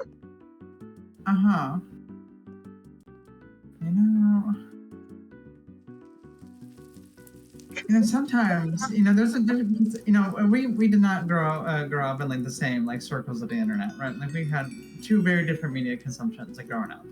I had Sally Face. So the thing is, whenever like you talk about things about like all these different things, it's an adventure every time. This is not. I don't like this adventure. This is a scary adventure. Oh, just you wait, my friend. Just you wait. You're gonna come to find out why I'm a messed up human being. I've already been figuring that out, but I think I'm gonna be learning the full extent of it. Alright, when I told you in full seriousness when we were starting to be friends, I am a crazy bitch. Yeah, I have it written down on my notes, so I never forget it. Do you really? Hannah is crazy. Yes. It's in your notes. No, let me look at my notes. Hold on, let me look at my notes for you. Oh my god. So, because I have notes for like all my closest friends because I have like memory issues, so I'm trying to remember. Okay, so I have your name, and then I have a thing about like you mentioned about like people like coming over, and like best thing to do is just like ask to hang out. Mm-hmm. And then it's a couple of quotes. I'm fucking crazy. And then the next quote is war, so much war. And then the next thing, quote from? I think it was talking about someone in your family bringing up a war story about how someone was turned to mist, and he saw that. Oh goodness. And you were told that as a child. And then what's really funny is that after this, right after the war, so much war quote is a series of what to do if I ever have to call an ambulance while on call. Hey! No, we figured out my insurance does in fact cover ambulances. So if someone has to call 911 because something is happening to me, that is counted as a medically necessary ambulance. Yeah. That's so, what my mom told me. If like, even if you're not having like an actual like medical emergency, and like, but someone thought you were, and they called 911, you gotta let the paramedics like check your blood pressure, check your heart rate, check all of that stuff.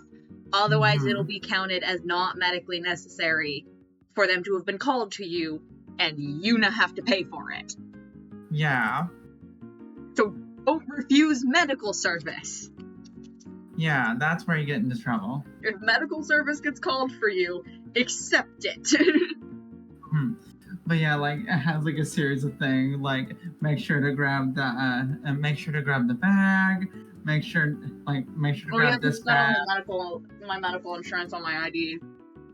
Yeah, it actually says ID is the insurance card. And like, and then like then I have like names of like family members and also like addresses. You know, like just in case it's like, okay, this is happening. This is gonna be this place. The main like residents of this place is gonna be these people. And then from there, it's like birthday and like favorite color and I feel like some people would find this creepy, but I feel so loved. Yeah, I'm like, I know that some people would find it odd, but like the thing is, I ask you these things, so you tell me these things, and like there's this idea that like I'm going to remember, but I have memory issues, so I'm gonna write everything down. I don't write everything down, but like this is actually why I prefer like texting people over calls. Like, yes, I do love hearing people's voice and I do love talking, but being able to text means that I have an archive of our conversations, and if I ever forget anything, I can go back to it. This is why, like, I'm a bit more of a call person or send people videos if I am texting, so that I can figure out tone. Because otherwise, if you send me a message and it's not like full of like emojis and like not even the tone tags. If you don't have like question marks, exclamation marks, periods, like the classic sentence ending points. I'm forgetting the word for it. Punctuation. Like, I can figure things out fairly well from punctuation. Yeah. And like, but that's like the thing with me. That's why like losing text logs or chat logs is so devastating to me. Because like if I haven't written a bunch of that down, I'm effectively losing like so many memories with people, and I'm like, sorry, I'm not laughing at you. I'm laughing at something happening in chat. No, it's okay. What's happening in chat? Stop trying to take my pit. Titanium. You're what? Huh? Someone is stealing this person's titanium, and they're like, stop trying to take my titanium. Tita. Lamau. My bad. I meant to type Tita. That's what I call my tia. I call my tia Tita. That's really funny. No, but like the thing is, I don't know if it's gonna be like as big of an issue anymore, because like I've talked to like about my dissociation and all that, and like the amnesia that comes from it. I haven't dissociated once since starting my medication. And I've had moments where the symptoms of like the warning signs of like my PTSD being triggered and my dissociation coming on has happened before, like really intensely, but like I remember it all. And like I remember what the triggers are because like I didn't dissociate because of them. And it's really helpful for therapy and everything. But what that means is that I may not actually, like with good hope, I may not ever dissociate again. And Amazing. that's actually so huge. Like, but so like going forward, I'm gonna actually have like the wicked memory that I know I have, because like I've had this with a friend, not like last month when we were having a conversation, and they were like, you know what? Okay, Liquid. What's my favorite movie? What's my favorite movie of all time? You know, they were like teasing me. And I'm like, okay, hold on. Can I get guesses? Like genuinely, can I get guesses?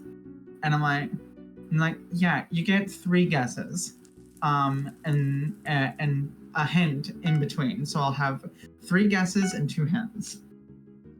I figured out what the movie was. The movie's Brother Bear. But the thing is, what was so odd is that I narrowed it down. Like I narrowed it down to like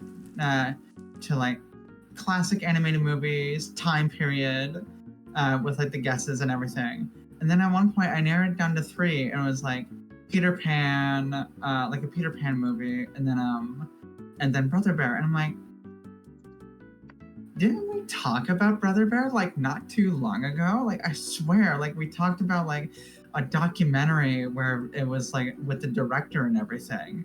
And I'm like, and I say that, and they turn to me and they're like, what? We talked about that? What do you mean? What do you mean we talked about it? And I'm like, I swear, like we talked about a thing like with the director and everything. And I'm like, and they're like, what are you talking about? I go through my internet search history to find this. So remember, I was talking to this person last month in November. Mm-hmm. My search history of the video that I'm talking about, that this person and I talked about, was in November of last year of 2023. Congratulations. Your short-term memory is fucked, but your long-term memory is great. Seriously, me and my mother both. My mother had a brain aneurysm in like 2005. It's fine. She recovered. But no, it's like, that's the thing. It's like, I can remember one-off conversations from a year ago if I just dig enough. But then my ADHD says, what was I looking for? Wait, could you repeat that? What was that? What were we talking about? What is this Arachne's Keeper thing? What is that? See, that's the thing. Sometimes I have autism memory. Sometimes I have ADHD memory. It's no in between. But that's the thing, right? It's like with these deep conversations. Sometimes I won't remember anything even after like talking with the person, because I finally recalled what you were talking about with the Arachne's den because of the TNT and blowing up the wall. I've had conversations with people and they're telling me these things and nothing's clicking, and that's what kind of clued me into the whole dissociation and everything. And then yeah, I'm yapping. But yeah, hopefully going forward I won't have any dissociation. But what's really here's a funny thing about it. Because I've done like the whole like brain spotting thing, like with my therapist, to kind of like figure out the timelines of everything. And what we kind of deduced is that I have about 9.5 years of memory loss of just straight amnesia. throughout my life. But the thing is, I have retained knowledge from those time periods because like I'm still active, like I'm not like comatose. So I don't remember like living during those times, but I appear to remember certain things like muscle memory stuff. So what that means is that, so you know my cartoon voices that I do? Mm-hmm. I don't remember how those happened. Those must have happened when I was dissociated, like for the time where I was dissociated for years. So now I know how to do like certain cartoon voices, but I have no idea how I do them. That's funny. So like, oh god, it's that thing where like I'm gonna be going around my life and I'm gonna do something at one point, and I'm gonna realize, and I'm gonna be like a natural at it, and I'm gonna have to think to myself, okay, am I just naturally good at this, or did I learn this when I was a child and I don't remember it? Oh god. And it's just gonna be random things because I'm gonna have I just teleported in the game. That was a lag spike. But that was me at one point a few years ago when I was like watching Lilo and Stitch with a friend, and then I just started doing Stitch voice, not realizing how it's like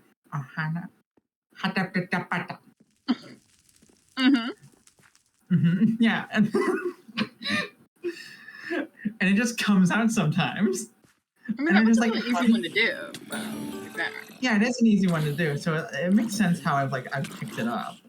But like, I just started suddenly doing that, and from my knowledge, I was watching Lilo and Stitch for the first time, and then I started quoting parts of the movie I hadn't seen yet. And my friends were looking over at me like, "Are you sure you haven't watched this before?" And I'm like, "I don't know anymore." Maybe when I was like 4 and I forgot. No, I probably watched it like as like not too long after it came out on DVD, but like trauma. Oh my god, do you remember when it used to be a dryer? Repeat. So Lilo and Stitch got changed. There are several DVD copies that are different, as well as the digital version of Lilo and Stitch are different. The original Lilo and Stitch had, so the two big changes that were made was the spaceship that they fly around in. When they're going around on it,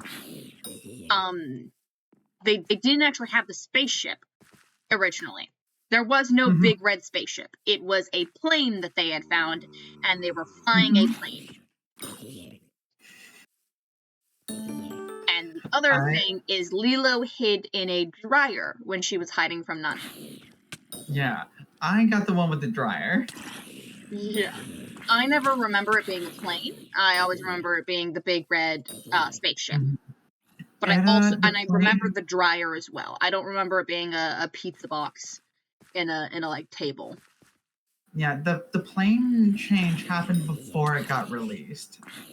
So it was like maybe like a couple like pre-releases had the plane. Yeah, that's what it was. When was Lilo and Stitch made? This will answer a lot of our questions of when this change was made. Lilo and Stitch came out in 2002. Yeah. So there might have been some pre-releases or some trailers. Yeah, so I think that's what it was. It was trailers, right? So they were like showing like the trailer must have had them like flying inside the plane. Because I just remember I like from clips I've seen. I don't think I've seen anything with the exterior of the plane, just the interior.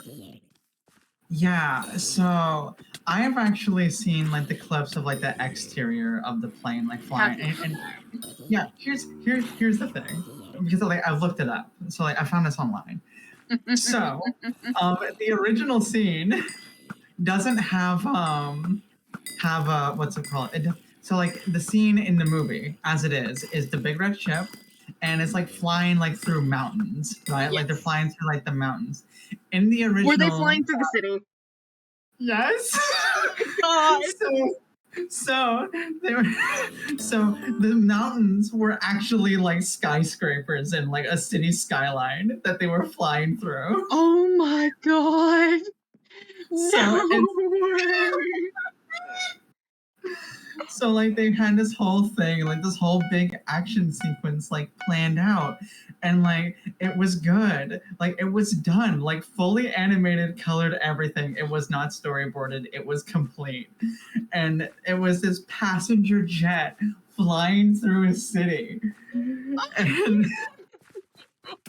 And then and like they're making this, and like they're obviously making this over the course of a few years. So like they're making it 2000, 2001, and then September.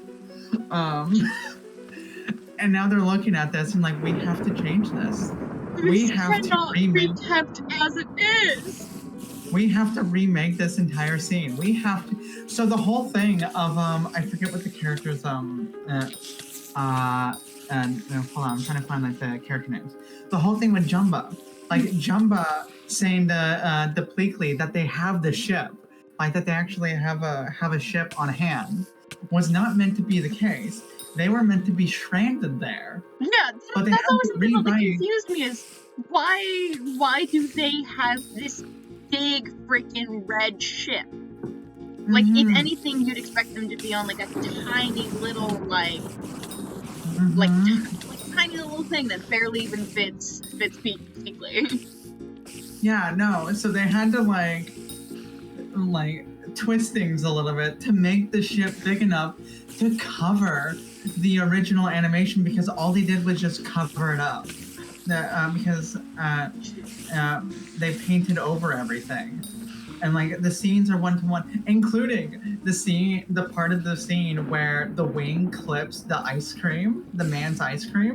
That actually happened with the passenger plane in the original.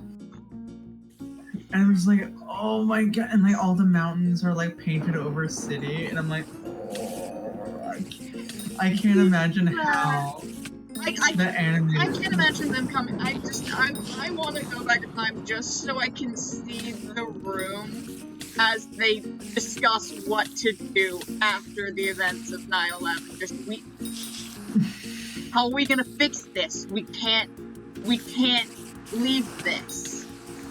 Yeah, like we can't, and I'm just imagining. Anybody got any ideas? Spaceship, mountains. Perfect. And they probably came up with it so quick, and then they just immediately got to work to get it right. And then they're like, wait a minute, how do they have the spaceship? How do they have it? We need to like change a part of the earlier the movie. And then it's like, okay, Jumba's had it hidden. Well, they didn't even change anything earlier in the movie. They just have him go, you didn't think we didn't have a ride? And then he moves a leaf over. And there's the ship hidden in the leaves. Yeah, they just covered the ship in branches, is what they did. Yeah, totally. And the thing is, when you watch a movie, you don't catch it, right? Like, or you barely catch it. We're like, where has it been? But like, it's not super confusing. It's like, why did they give them this big ass ship? If one of them is meant to be like a high level prisoner, and one is just the guy who is now kind of the babysitter. Whose like life and career is over if they don't get this right. And it's like, why did they get given this this huge ship? And it's like, well, the thing is, it had to cover a 747. My favorite thing is, is seeing all of the songs that were banned from the radio the next day. Oh my god! The list of songs that were banned. Yes, that just like the radio was just like, nope, these are gone. Anything that mentioned death was removed off of the radio. Yeah, there is also that one song, which I don't know how it plays on the radio so often, but the one song called Jump.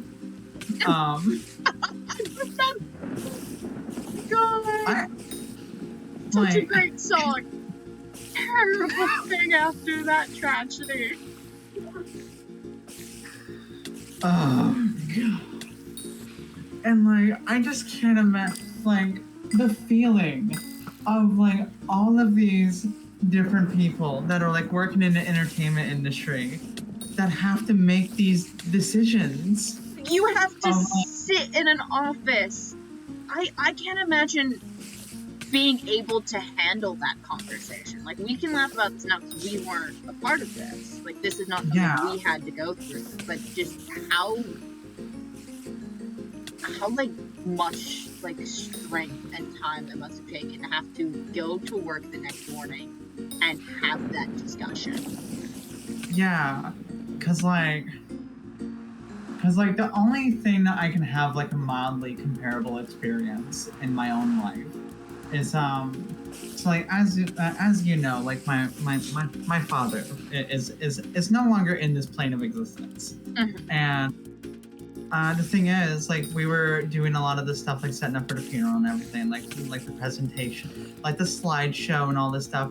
Here's the thing. My mother and like grandmother don't know how to do like tech stuff, and the funeral home wanted us to have all the music on a DVD, not a DVD, but like on a CD, right? They wanted us to burn it to a CD. And my brother was like going into kind of like, if I don't have something to do with my hands, I'm going to lose my mind. Yeah. So he was just working on my dad's truck the whole time. So what that left is that I had to do the playlist for his funeral. So like I got a bunch of requests from like all my family members of like what to look up and everything.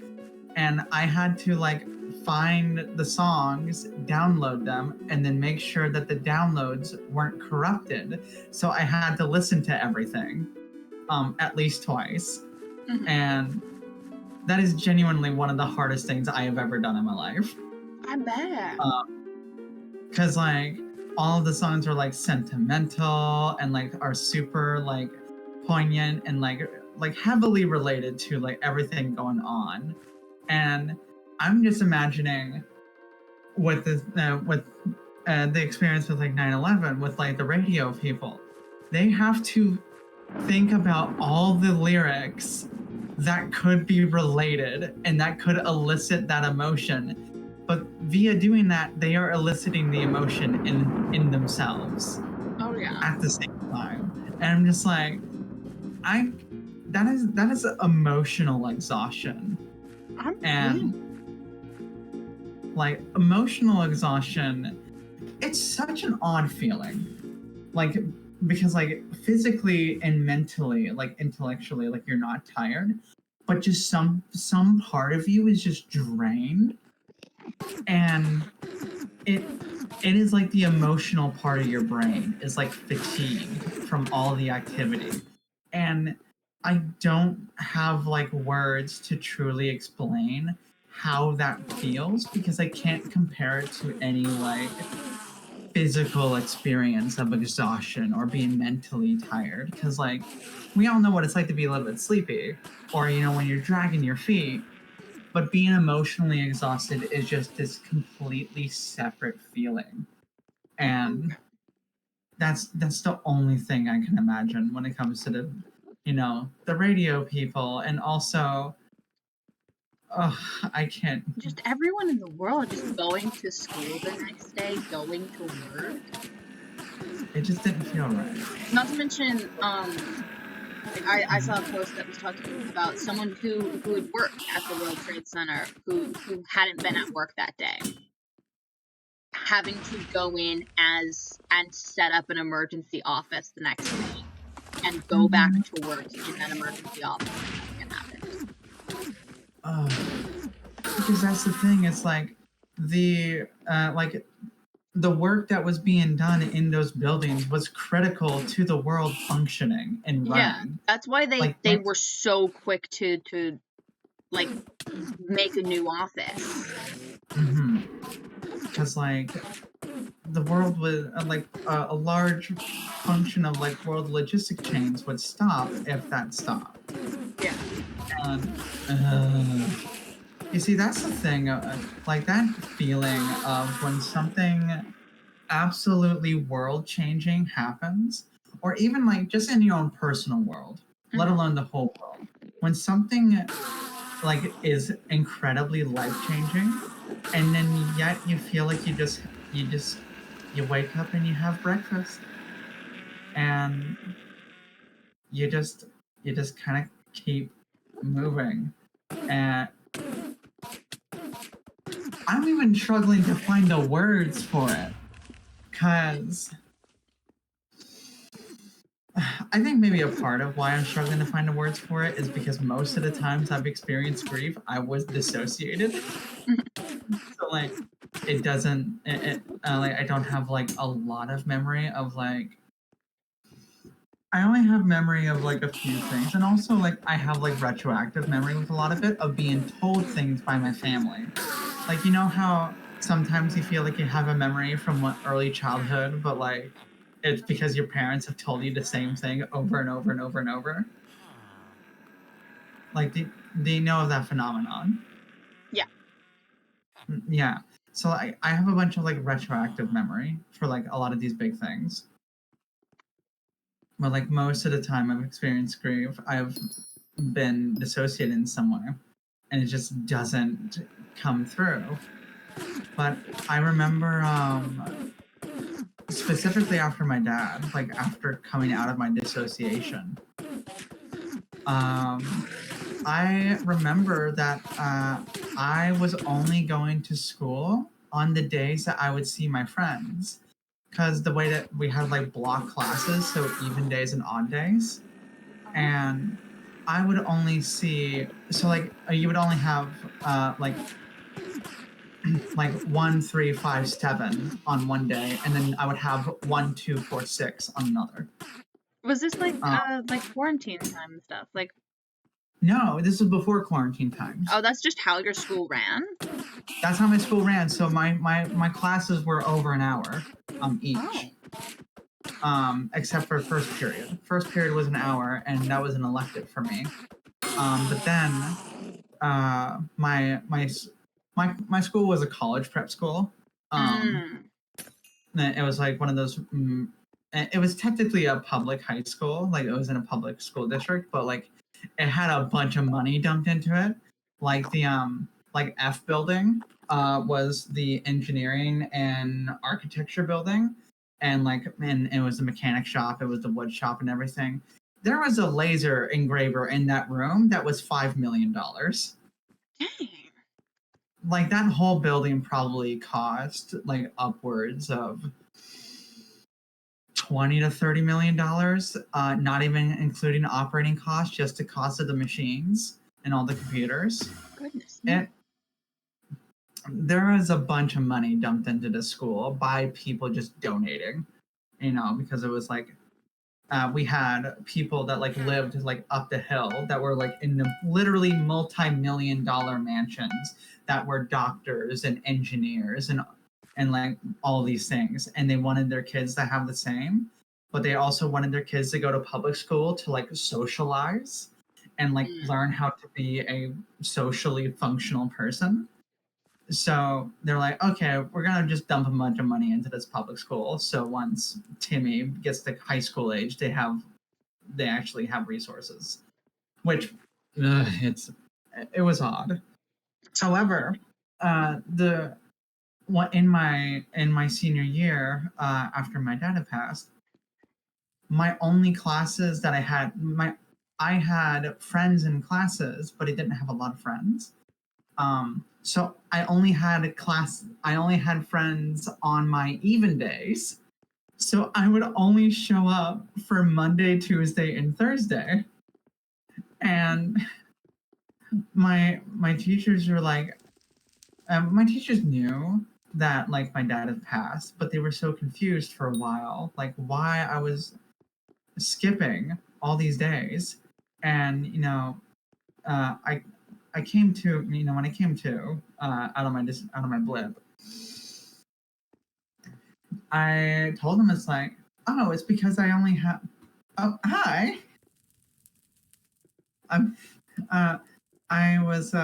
told them, it's like, I only have friends on my even days. I have no friends on my odd days. And they're like, oh, well then. And what then happened from there is that I got a school counselor on my odd days that I had to attend. And the thing is, my school counselor got me connected to a therapist like immediately, so like that was important. But what it meant is that I actually had like some structure for like all of the days of the week, and then I actually started like attending class again. I'm like, yeah. But like, the thing is, like, you know me and how I socialize and everything. If people get to know me, it's like, oh, this is like a sweet person and all that. I was a bit of a teacher's pet because I related to people who are older than me because my brother's like 10 years older and like my parents are older. So my teachers are like, we can't let this kid fail. We have to figure out something. And getting me therapy was like the biggest thing.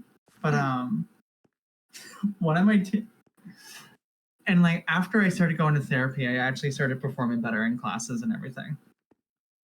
Good. However, there was this one class that I just couldn't do. Because like they had us reading, what was the book? God, I can't remember. I'm trying. The thing is, the book was about grief. Oh, Jesus. So I just wasn't retaining any of it. It was like this high school kid that lost their little brother, so like they moved to New York, and he's kind of an asshole. That's all I remember. No, it's not 84. It's not Catch 22. It's not. I'm trying to look at. I'm looking This is up a like. band. I'm looking up list of like high school books. My school had a lot of like previously banned books. Like it was actually kind of a cool like school. a band, like a music group. Oh, what? Catch 22? Yes. Do you mean Blink 182? No, I mean. No, I think I'm thinking of Catch 22. Is Catch 22 a band? Yeah, I'm pretty sure.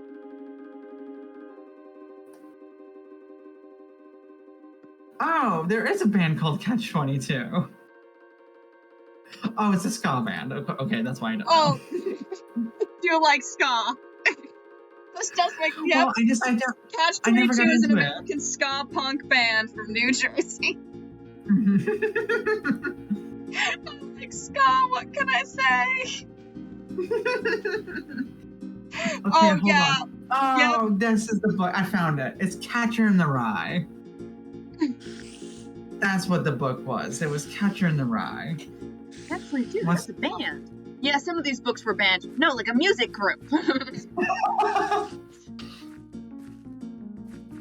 Yeah, what is it? Catcher in the Rye. It's a story of Holden Caulfield, a disillusioned teenage boy expelled from a prep school who wanders through New York, struggling to grapple with the complexities of growing up and perceived, quote, phonies of the adult world, while desperately trying to preserve innocence and authenticity, even though cynical observations and encounters to various people he deems superficial. Often revealing his grief from the death of his younger brother, Ollie. So, as someone who had just lost their father, that book, sure, maybe it would have resonated, but my dissociation meant I couldn't remember a single thing, no matter how much I reread it, or had people read it to me, or listen to the audiobook. Nothing worked. And I didn't, see, this was before I figured out my amnesia at the time, because, like, it's like complete blackout amnesia. Nothing. So like it's actually kind of hard to piece it together. And my teacher who was like putting this book forward to me because like I was doing well in her class until that book came up again. And she straight up at one point asked me, all your other grades are good. It's just my class. What about this class is holding you back?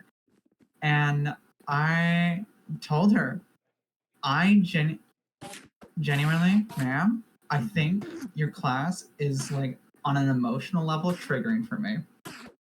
And I think that's why I'm not retaining anything. I was right. I just didn't know exactly how. And she kind of sat back and she was like, okay, you don't have to do the book. Just take the final, take the multiple choice point, and I'll get all covered rest. Don't worry about it. I would have failed that class if she didn't do everything that she did. She gave on the written exam for the book. She gave me the exact points I needed to get a pass in the class. Like literally, I went back and calculated it. If it was 1 point less, I would have failed. But she was like, I'm not gonna give this kid a book about grief after their father passed away like 6 months ago. Expect them to read it, retain it, and write a whole essay about it in less than an hour. And then because they can't do it, fail them. Like, that's ridiculous. So she gave me a huge break. And the thing is, if I failed, it would have been held back a year. And goodness. that would have resulted in me being 19 years old in high school. Oh my because I started school later because of where my birthday is on the calendar. Yeah. Because that was before they because apparently they've changed that. Yeah, so that they doesn't have. I just barely made the cut. Mm-hmm. Like they changed it like the year or two after I started like kindergarten. So like, yeah, because you're a late November. I'm now like a mid-November. Mm-hmm. Yeah, I'm a. Like I'm late. I'm late December, so like December. I was Sorry, right. not November. Who do I know in late December?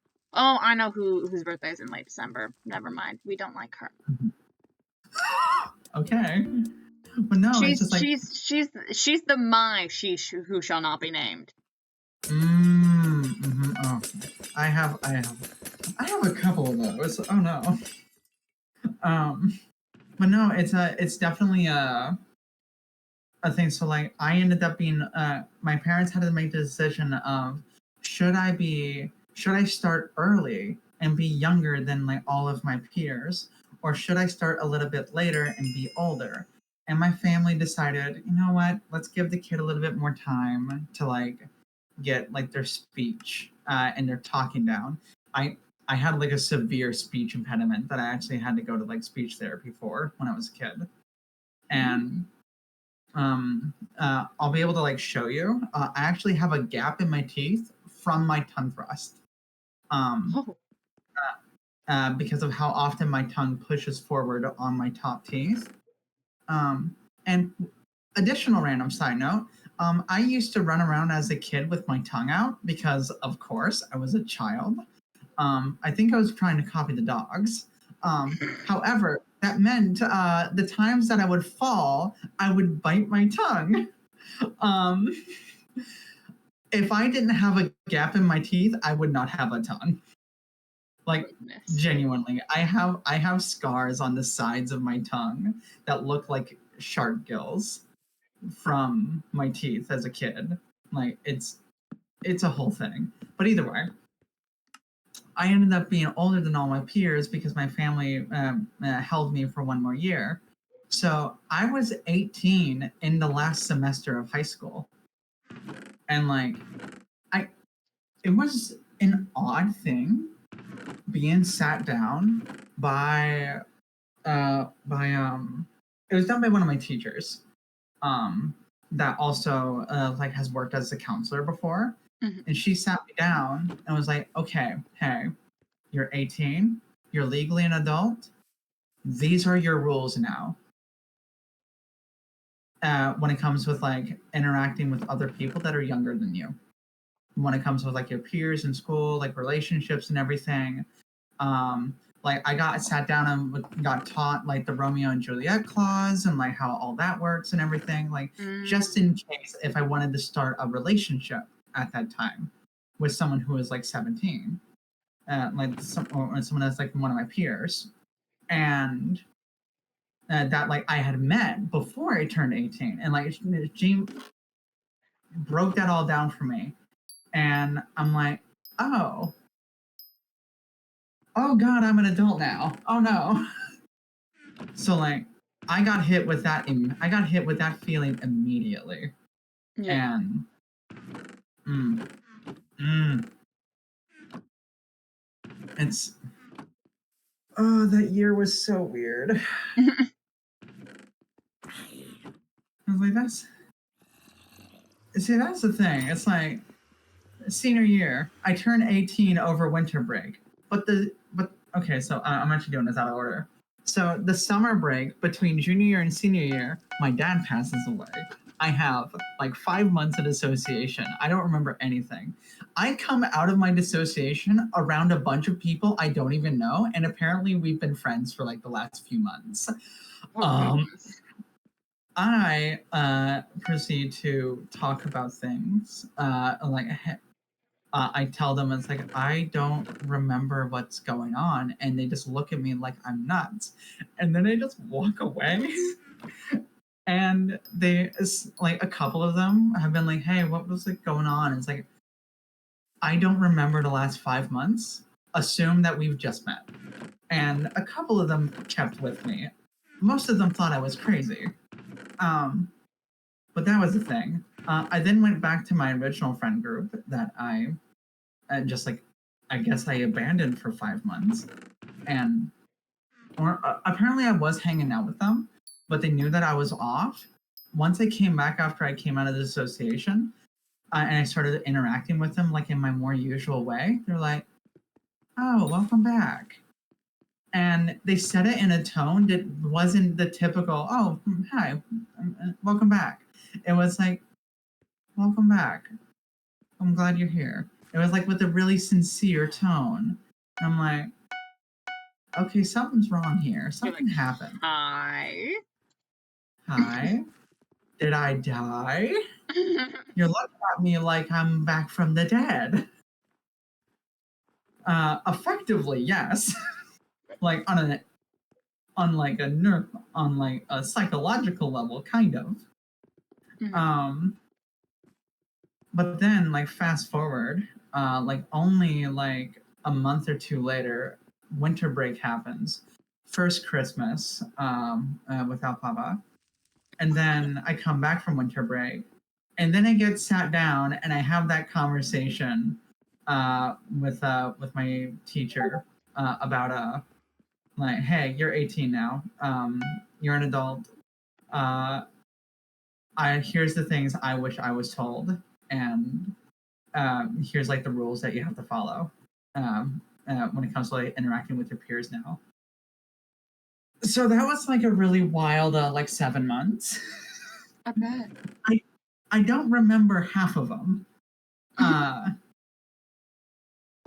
but I retained some physics knowledge from the physics class that I took when I was associated. That's kind of cool. It's kind of weird though, having information in your head that you don't remember learning. And I have so much memory loss that I kind of just accept it. But like sometimes I sit with myself and I'm like, I don't remember how I know this. And I would have to go through a lot of like, like training or like homework and learning and lectures to learn what I have learned. When? Because you see, that's why I watch Jeopardy so much with my family. Like genuinely. Like I love spending time with my family, but watching Jeopardy with my family allows me to figure out the things that I know and I don't know. And what I appear to know is that, so like, here's a funny thing. Obviously, I know a bunch of space stuff, right? Like that makes sense. Apparently, I know a lot about barkeeping. and like cocktails and everything.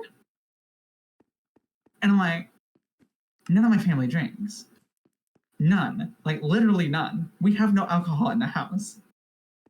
And I'm like, huh, when did I learn this? And then I went to my internet search history and I found that there is a channel I'm subscribed to on my YouTube called How to Drink. And it's just like this like kind of charismatic, like funny, bubbly guy. And kind of looks like a teddy bear and has a personality of a teddy bear too. Either way, he just runs a YouTube channel called How to Drink. So like if you ever search up how to drink blank, his channel comes up first. It's kind of genius marketing. But like I apparently watched his channel for like months and learned a bunch of stuff about making cocktails and different spirits and how to make your own simple syrup and everything. And I just don't remember watching it. But do I remember how to make a Shirley Temple? Yes. Do I remember how to make an old fashioned or a mojito? Of course I do. What? I didn't. It's just random stuff like that. And I'm just sitting here. And I'm like, I have. Oh my god, that's way. I have plot holes in my brain. I have major plot holes in my brain. Alright. As lovely as this stream and as this conversation has been, I'm a little tired. Yeah. Oh, did he end up getting woken up early? I did, yes. Yeah, we gotta. Oh, I left the game. Hold on. Yes, I'll you did. come back on. I'll come back on him and I'll be at the main island. And then we can wrap up stream. Did a little outro. But yeah, this has been lovely. Oh, look at us. Look at our armor. We're getting there. You got your grandma, and I got my rock. But this has been lovely. And sorry to end so abruptly, but I am tired. I'm very tired. So, I'm gonna take a nap, because I have places to be in like 3 hours. So, I will see you all next week, and goodbye! Goodbye. Also, you might see this in the next coming weeks, but I am working on a YouTube series. It's gonna happen. It's gonna happen, I swear it. So look out for that in the next couple weeks. Until next time, bye-bye! Click the wrong button.